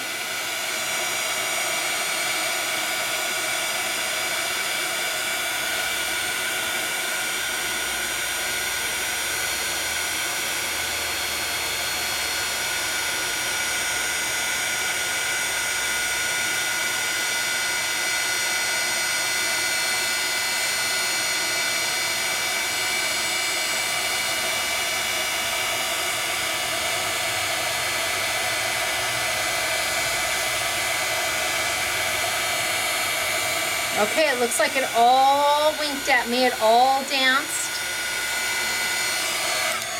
And I'm done. So a lot less time to do this one because less area that has embossing powder on it. Still sticky there, I didn't put enough there, but that's okay, we're gonna go with it. And yeah, they kind of look like a hot mess, but now we need to make something with them. Let's see what we can do.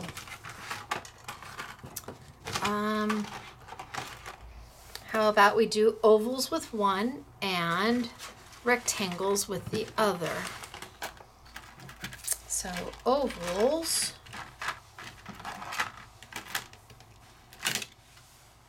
Oh, I can do a lot of ovals. I did a big piece.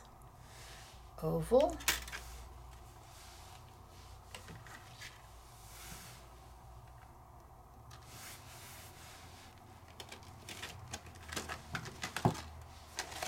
So let's run this one through with my oval.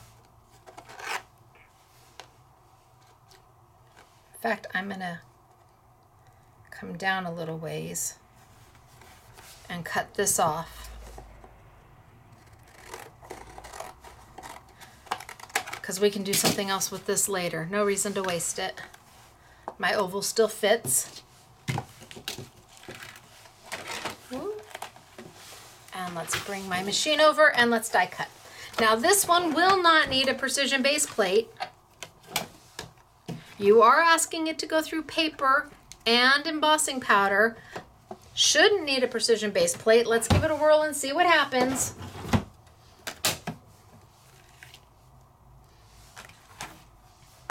Oh, yep, I'm good. All we can do is try.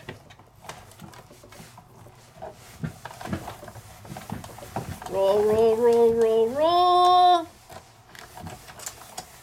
And I might just rotate because I'm asking it to go through paper and embossing powder, but let's see.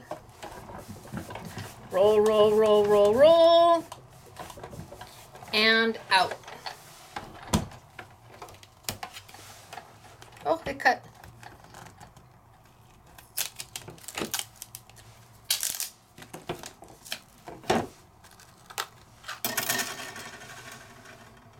Okay. Still have this. Might not throw that away either. And then what if I took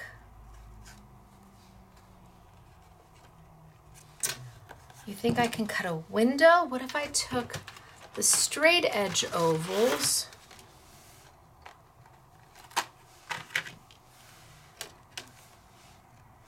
bigger than that.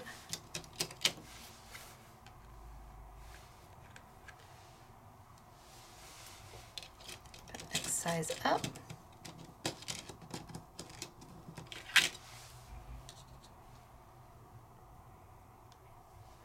Close.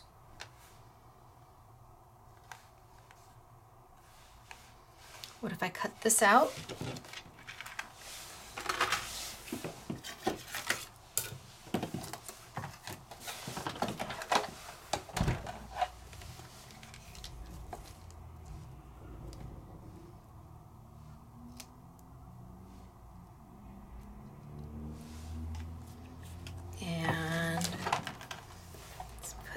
There, I think I'm pretty centered. And roll, roll, roll. And just for good measure, back, back, back.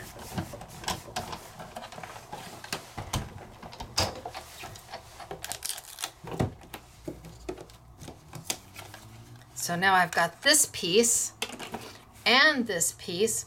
Well, I wasn't totally centered.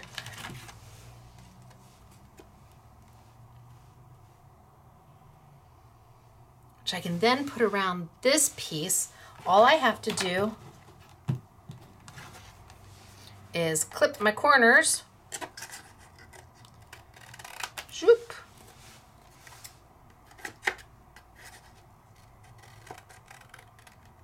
Zoop.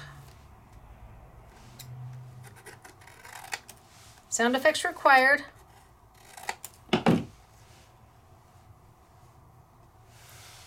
Now I've got that going on. Oh my gosh, that's so pretty.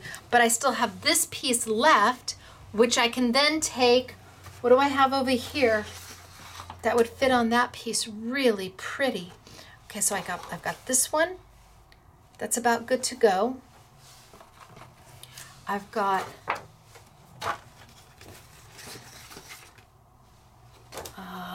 let's see, what have I got? Nope, don't want that one. Don't want that one. Decisions, decisions, decisions. Oh, that one's pretty.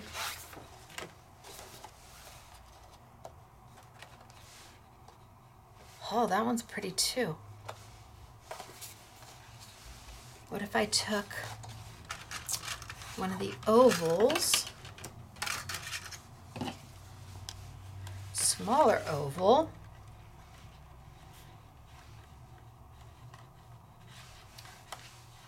I think I'll go one smaller.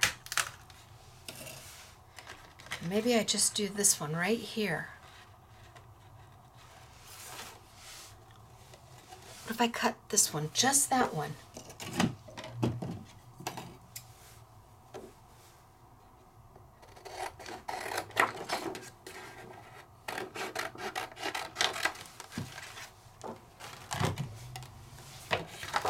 And I send just this one through.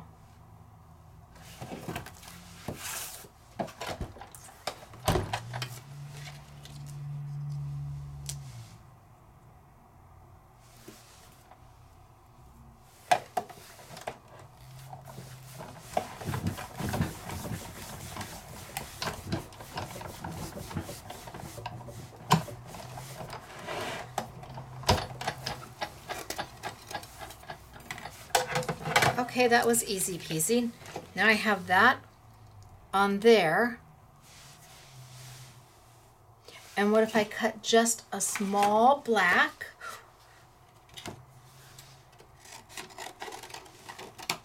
In the next size up. So I've used the big one to cut that out, the next one down, two down there. So all of them nest within each other. So I've got 3 nesting sizes. 1, 2, and 3, all from this set here, which has a total of 3, 6, 7, 8, 9, 10 ovals.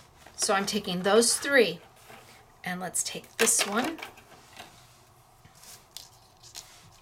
and let's cut that out.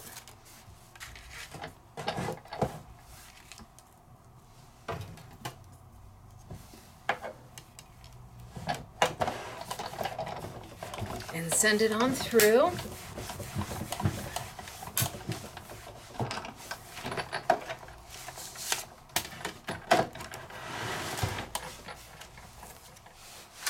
And now I've got this one. So 1, 2, 3. But I could take my smallest one and I could cut that center out. That's my smallest one. Cut that center out because there's no reason to hide. Nobody's gonna see underneath it, right? This is the benefit of doing a big piece, is that you can keep using it again and again and again because you keep cutting your centers out. Nobody's gonna notice.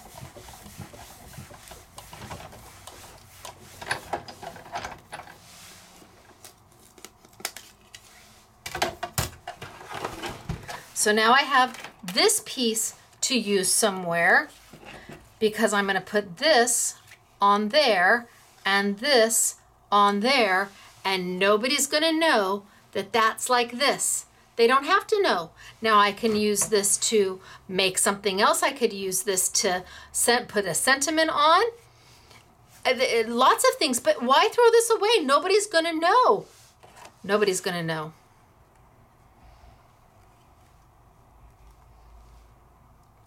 I could, there's so much that can be done. I can put this on there with a beautiful piece behind it. I've got this one on top.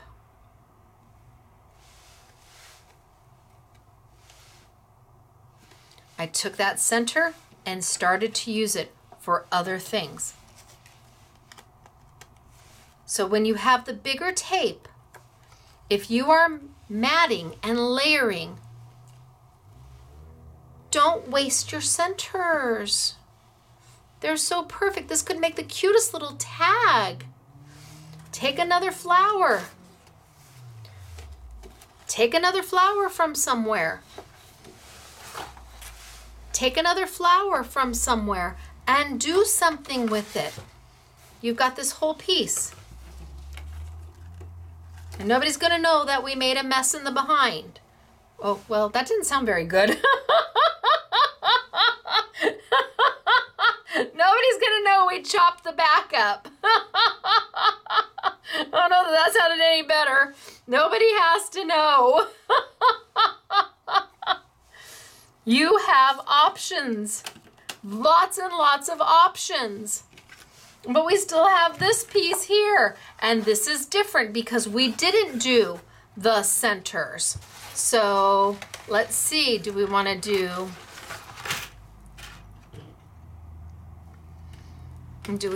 an inverted scallop?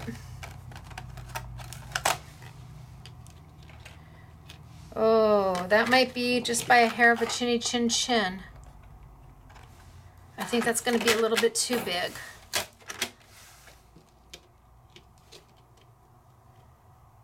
Ooh, that's awful close.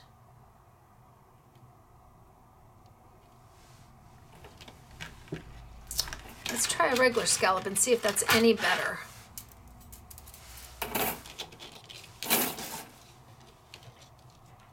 Nope, I'm just a little bit too small and a little bit too...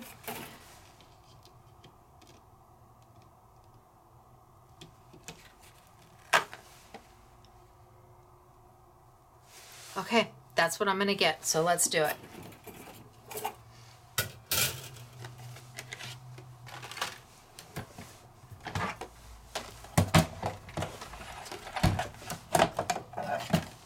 So not as much adhesive, a smaller roll of adhesive, only the 1 inch. I'm gonna angle this just a little bit to make sure that I get it since my line went a little wonky there. Not as much adhesive, not as much as of embossing powder. But I won't be able to use as much. And that may be exactly what you want. Maybe you just want to have enough to do what you're doing. Maybe you don't want to be able to continue to cut the centers out and continue to nest down. No, let's send it back just for the sake of sending it back.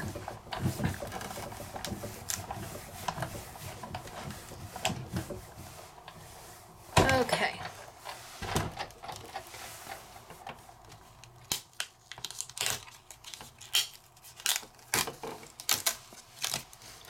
Told you I didn't have enough. Got Stacey tape exposed here, so no big deal.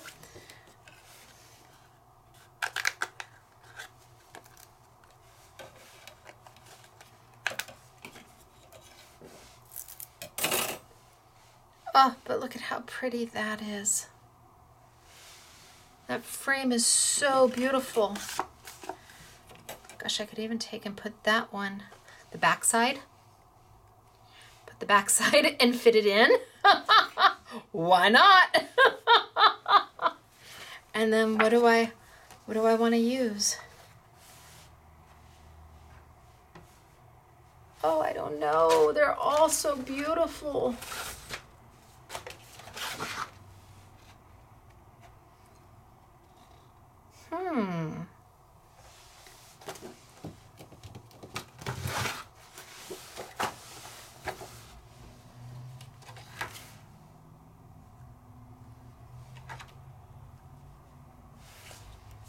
So what if I did that? What if I then took my 3 here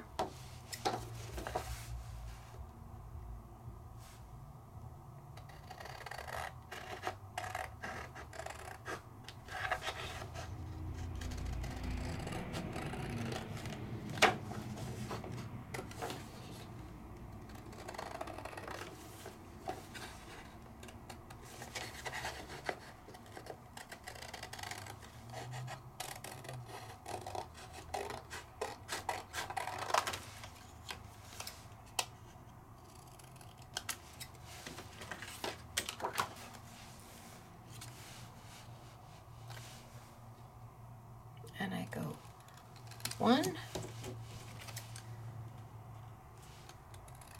2, and then I really trim them down a little bit.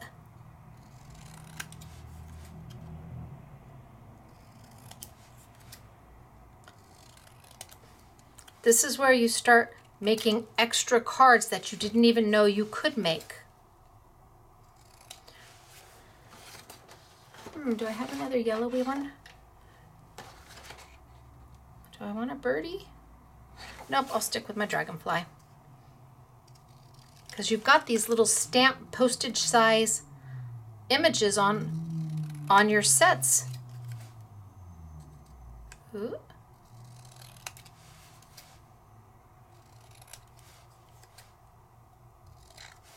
Okay, 1, 2, and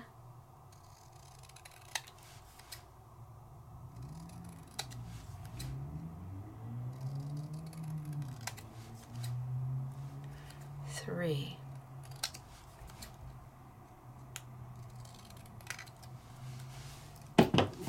So 1, I'll put that one in the middle. 1, 2, 3.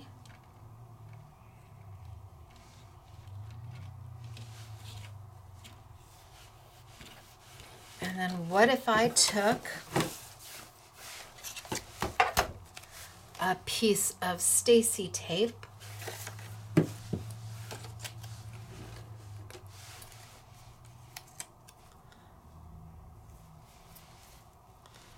that's wide enough?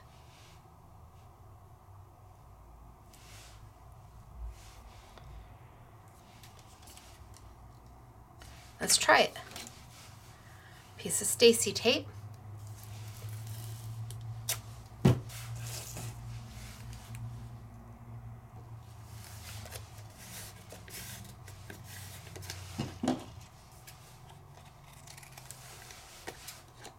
And I cut it down.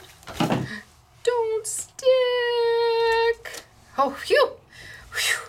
Phew. Okay, I almost had a moment right there. And I peel it off. And I take my black glitter. And rub that all around.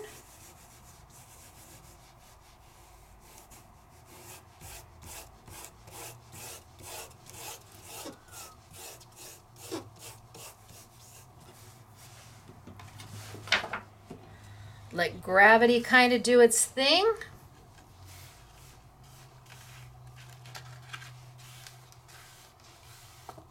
Brush it off. Put it all back away, what you didn't use. Let's see if I do a better job of hitting my target this time. Oh, much better. Lid. Lid. Burnish.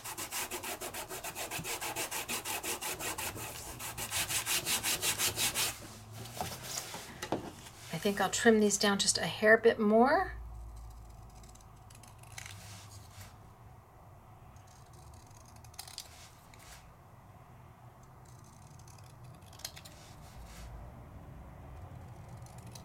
I'm okay if they're not 100%. This is a handmade card. And tape it down.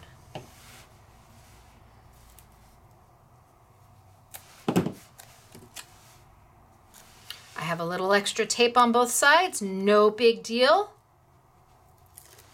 And back into itself and back into itself. And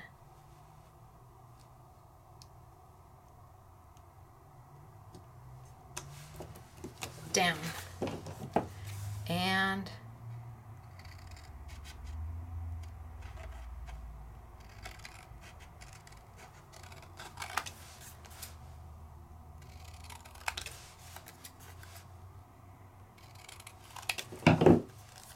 oh yeah.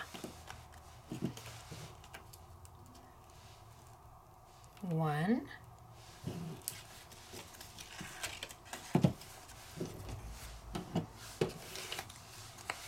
Trim it down a little bit. Just so I have enough black. I want to be able to see that black coming through the back. That pretty black glitter.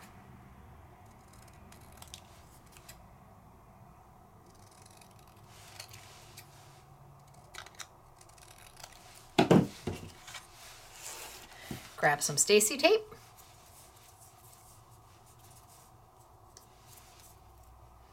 Tear yourself off a piece. Doesn't matter if it's a little big. Fold it back onto itself. And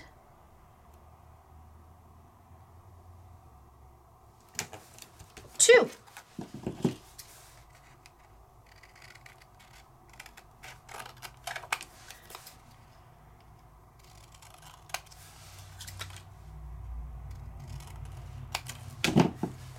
So 1, 2, and last but not least,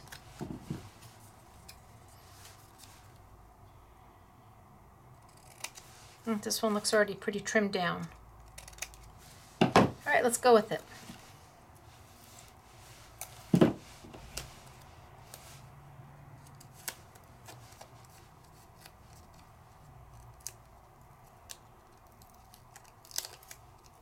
Fold back in and fold back in, and 3.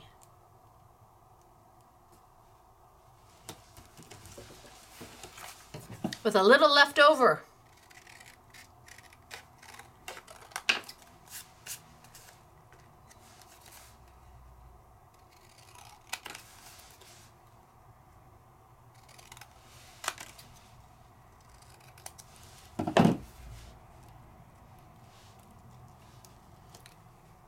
I could have just made a strip and done them that way too. What if I tear it down just a little bit? Shoop.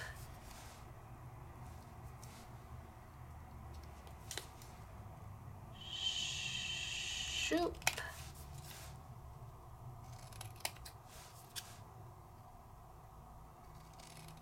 Take them down just a little bit.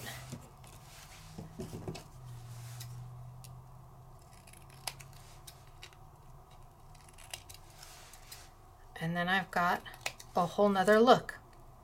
And this has got the embossing. This has got the glitter. This has got the little added bits you wouldn't necessarily think to, you know, how to use those extra little bits on that, on those sheets. Those little bits give you a whole nother card. So now you've got 4 cards at least. And 4 sheets, so that's 16 cards without even really thinking about it too much.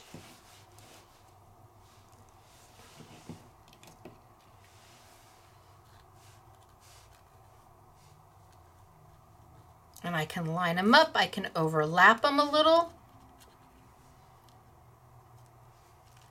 Take that one out and put that one in the center. I have options. I have lots of options. Oodles and oodles of options. I could pull this one back.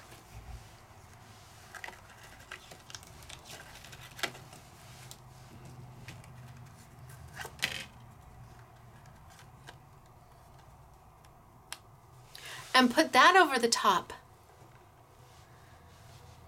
It all works.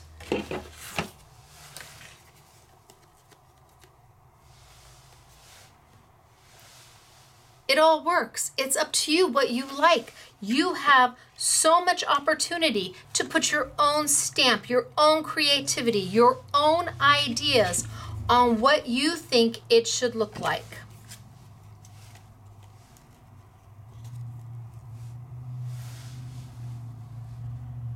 There's no stopping you. It's just a matter of, okay, well, look, and that's a little stamped image. What is it that I want it to be when I'm done? You can make all of these little elements and then just start to play. And the beautiful thing is, because you're not using with the glitter, you're not using heat, that's great for kids. And if you want to use the embossing powders, you can put the tape down. You can let them use the embossing powders and then you do the heat for it if you're teaching a class somewhere. It's all about using what you have and making more from what it is. Taking the centers out and using those centers to do something completely different.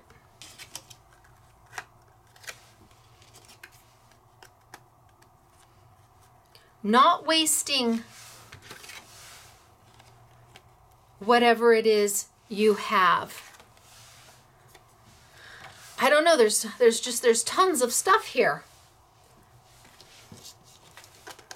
What if I put that?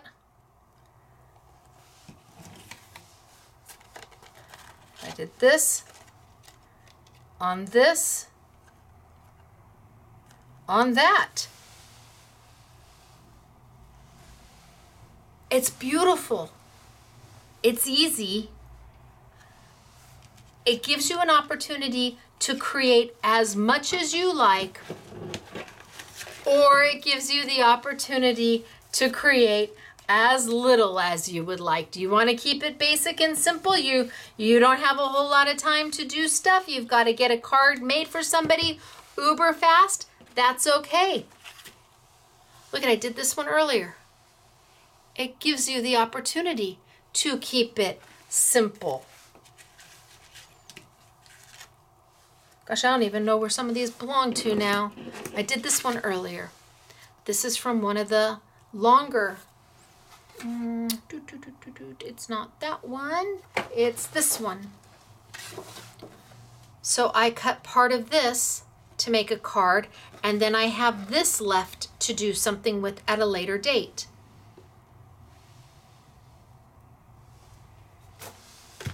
Fran has given you the option to create. She's given you the foundation. Now you take it and you run with it in any direction that makes your heart happy. And using the tape to emboss with keeps it clean, keeps it simple, keeps it easy, and your die cutting. When you're die cutting, makes it so much easier than trying to get Versamark all the way over everything and then heat and then make sure you can die cut. The tape just gives you that option, and the black glitter's fabulous. So we started super, super easy. Remember, I don't even know where my first one is where I started super, super easy. On the back of this one. Yes, super, super easy. Where you got to decide what color did we like for the background. This is if you're just beginning.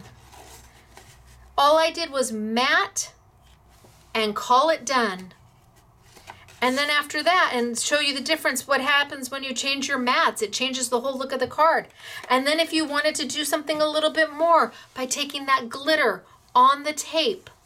It's glitter without it having glitter. It's pretty without it being too iridescent and disco ballish.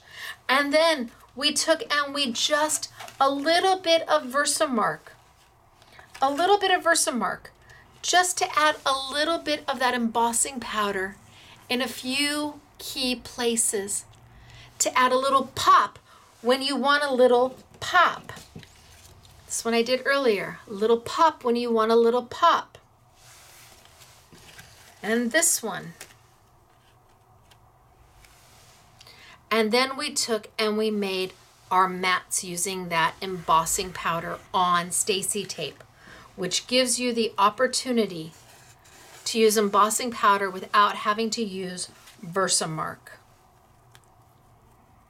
Ooh, perfect colors. I could do this on the back and then put these in. It's just up to you what you want it to be.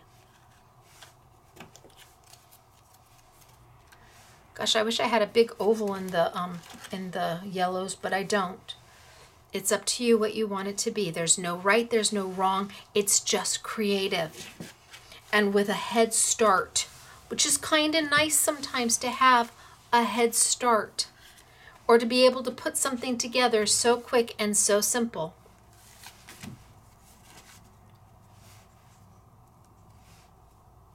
That looks good too. Okay, and I love, love, love my little frames. My little frames make my heart happy because I just feel like they focus you. They focus the centerpiece. They just add a little bit of something where there wasn't anything. I really do love those little frames. I'm gonna get the rest of the sizes in, the rest of the shapes. Because I think they're special. I love that. To me, it just focuses you in. Gosh, I don't even think those are the biggest ones. These are the bigger ones. Isn't that pretty?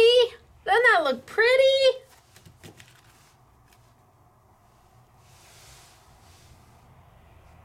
And we only have so many. So I'm going to stop showing it because I know we only have so many. All right. Holy smokes, artichokes. Okay, let me show you what's on sale, and then I'm going to show you the stunning samples. Stunning that the girls made. Get these for the guys. Michael Jr. has to take pictures of all of this tomorrow. He's our head cameraman for picture taking, for the samples for the website. He does it all. All right, so what's on sale? Okay, so we have all the 5 colors of the embossing powder. They're all new. No 2 colors are duplicated and no 2 colors are in any earlier pack. She did all new colors.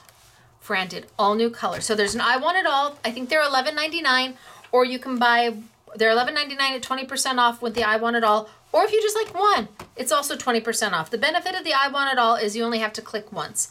Other than that, the pricing is the same. So we have that. Then I have the little paintbrushes that I was using and the glitter. So the paintbrushes are from Couture Creations. The glitter is Stampendous, and we'll put the Versamark refill because that's what you're going to use to paint for your embossing powder. These are brilliant, and you get 50 of them.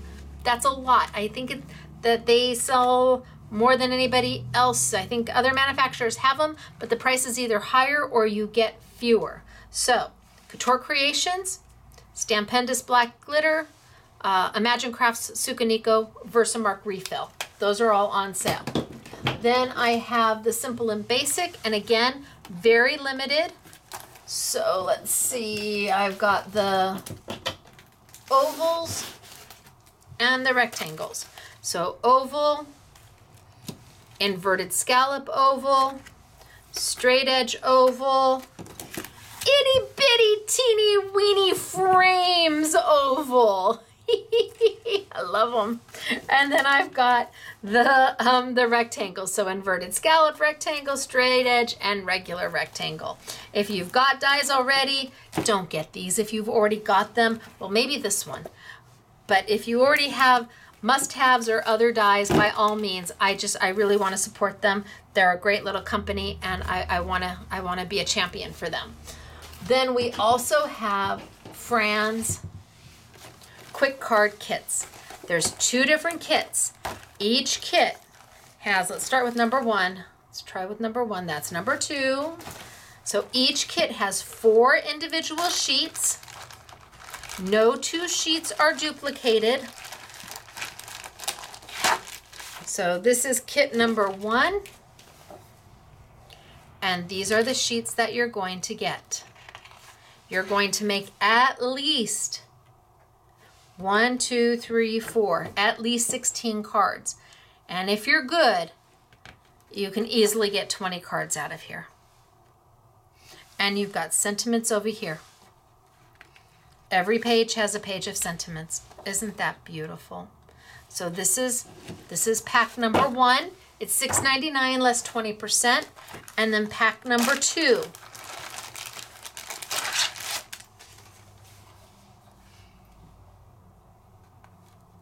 Gives you a head start. It's on 80-pound cardstock. Look at that. Isn't that?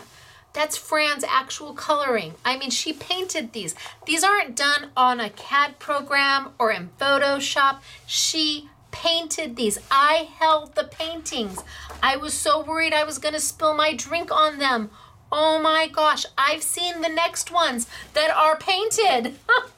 This isn't done in Photoshop or Illustrator. This is her hand doing these. For $6.99 less 20%, I don't think you can go wrong. They're a little, Stampendous is just, they're a great little company. They really are.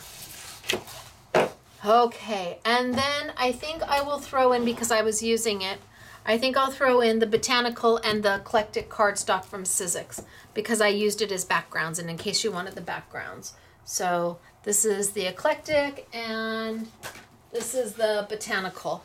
We'll do both of them on the YouTube Yummy as well. Elena, I need to remind you that. I threw this in last minute. Okay. Anything else? I don't think so. Let's look at samples.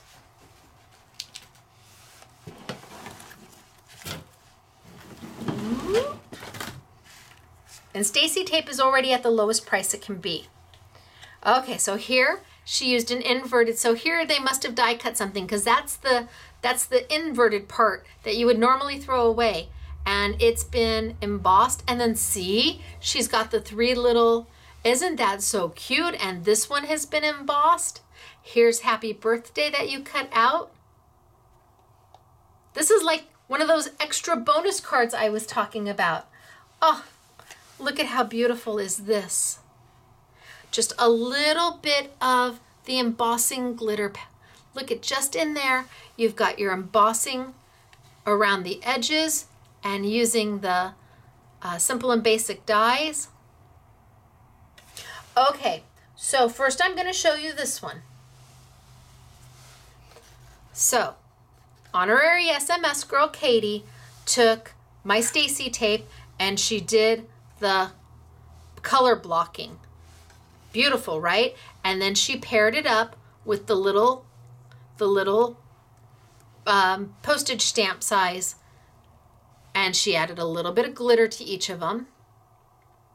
But when she went to trim it, this was a little bit, her size was a little bit too big for a slimline card. So she just cut an edge off. Just a little bit, tiny little edge. She was just a little bit too big. It's a beautiful card, right?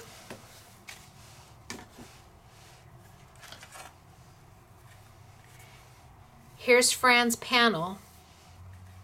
Here's that little edge that she trimmed off so it would fit her slimline card.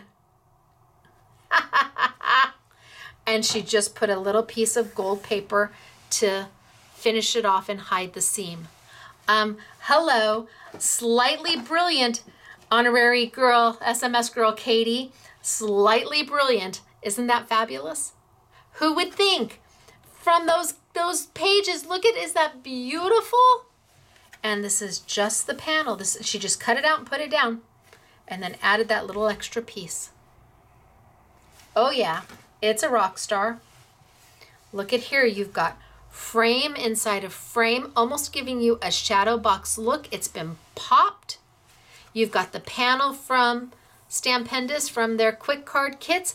This was a whole slimline size, so they've cut part of it and used it someplace else. They've fussy cut out some of the flowers.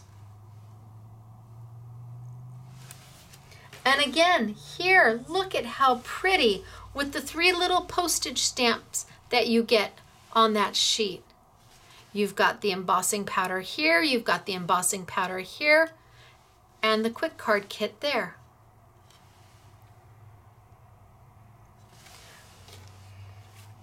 When somebody says, well, I just can't be creative, it's already colored, my thought is, then dig deeper. Dig deeper in your creative well.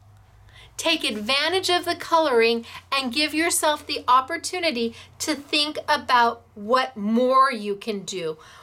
Give yourself the chance to really come up with something unusual and unique that you would have spent all the time coloring. Now you have the chance to really go, I wonder if, and can I, and would that work? And that gives you this chance. You've got the time. Oh, this is so pretty. So the whole background was done by mixing different colored embossing powders. You've got the simple and basic. And look at this one. So my guess is this frame is going to be somewhere. I don't know where. Maybe we've already seen it, but that frame is going to be somewhere.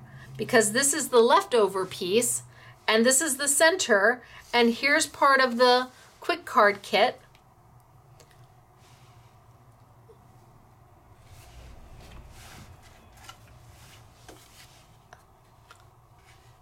Look at how lovely. All done with the embossing powder. This one is just happiness. That's the embossing powder on Stacey tape.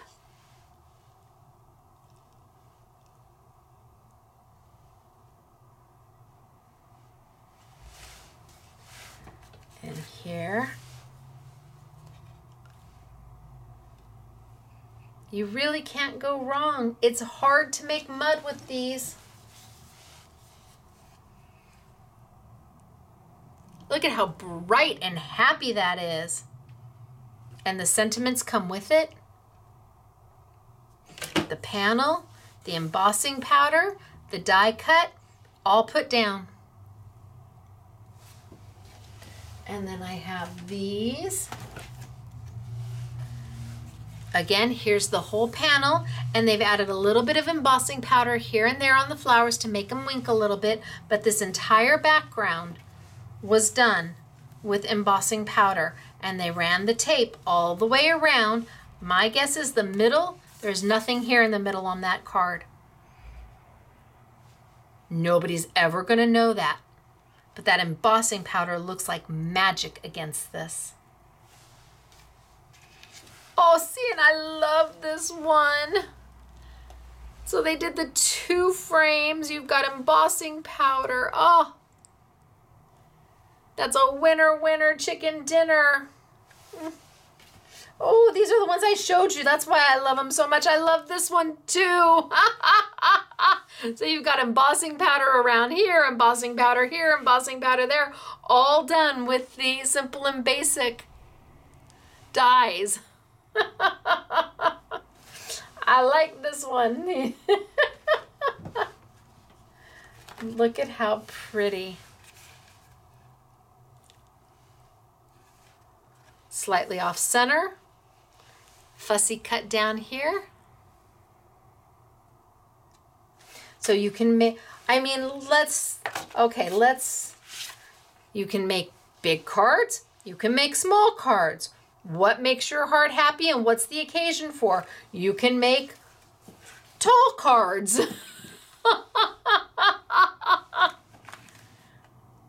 The options are up to you.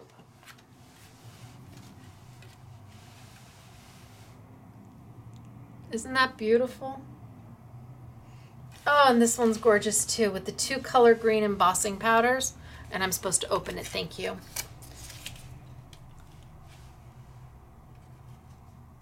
Oh, look at how cute. So this is the leftover from when they cut this out. Ha ha ha! Well done. And then this is the center of the other one. I wonder if the, oh, and see, wait. See, they cut the center out and used that on something else. Nobody has to know. I will not tell. And then look at how elegant is this. And this is just using the black glitter as a matte. Card down, little bit of sparkle here and there on the birdie, a little bit of sparkle, and done.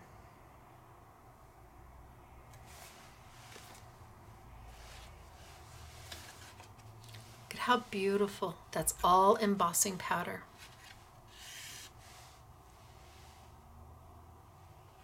Little bit of sparkle on the birdie, and done.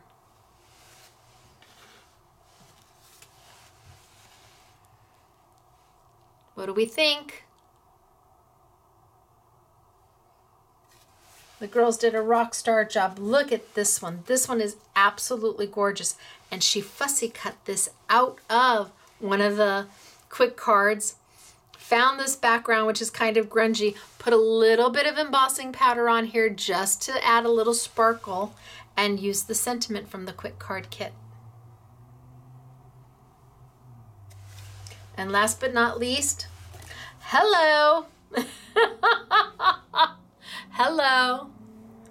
Love the color combinations. I think honorary SMS girl Patty did this one. Well done, Patty. I know Patty did this one because I looked at that and I said, oh, Patty. And she said, I know.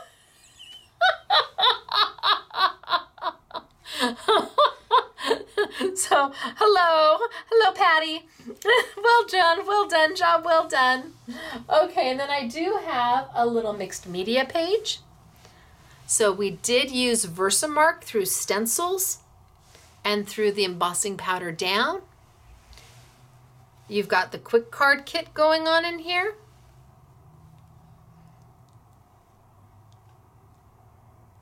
SMS girl Claire did that. And then I've got SMS girl Elena. Let me back this up just a little bit. Elena did this layout. So we've got the quick card kit right here.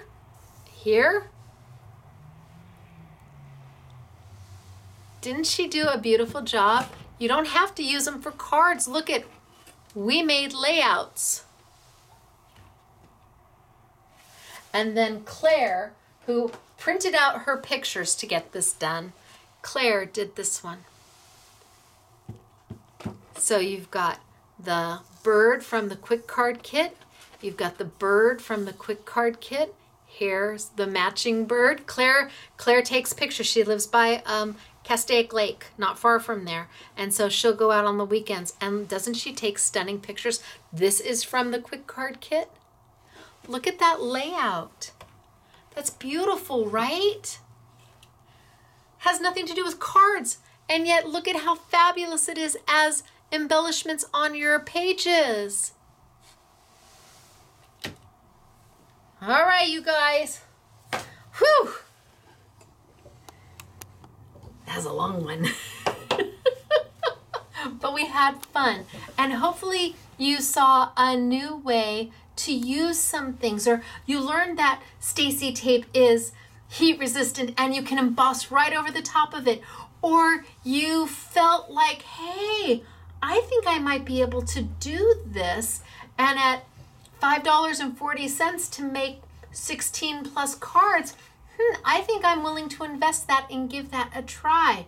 Or maybe you're, oh, I love to color, but life is so busy right now. I'm going to take the coloring and run with it. Let Fran do what Fran does best, and I'm going to embellish all of these to the tops. Or maybe you're like, gosh, I could make 4 or 5 cards for several different friends and give them a little bundle so they can send to their friends. This is an affordable way to do all of that. Maybe you have to teach a class. Imagine being able to do 16 cards in a class for that price. Wow. So it's all on sale as part of our YouTube Yummy sale. Please do not get mad at me if something sells out. I can only buy what the manufacturer has. I don't pick product based off of how many the manufacturer has. I pick product based off of what I like. Manufacturers cannot pay for a YouTube. They cannot sponsor a YouTube. They cannot pay me for one. They cannot gift me something for it. I have to like the I have to want to do it. And if I don't want to do it, it doesn't matter how great they think their products are. Too bad, so sad. These are my YouTubes. They're not affiliated with anything. There's no endorsement fees. There's no spokesperson fees. It's just me bringing to you what I love. And hopefully you love it too. And when the manufacturers get a YouTube, because they don't know if they're going to get it. You never know. You don't know. There's no set stone. You know, it is what it is. And when they hear they're getting a YouTube, they're like, oh, we love you too, Stacey. And then sometimes I have to erase them because the product didn't come in time or whatever. But I can only buy what they have. I don't base a YouTube off of, oh, they've got 5,000 of them, so I'll do a YouTube on that because we'll have plenty to sell. No, never. That is so not me. So anyway, don't get mad if something sells out, okay? Thank you. It is me, Stacey, Scrapbooking Made Simple, scrapbookingmadesimple.com. Thanking Fran and my friends over at Simple and Basic for getting all of this to me. And I hope you enjoyed it. And be creative, go out there, have a great time, and just make pretty things. All right, you guys, I'll see you next week. Scrapbooking Made Simple, scrapbookingmadesimple.com. Don't forget to subscribe. Bye.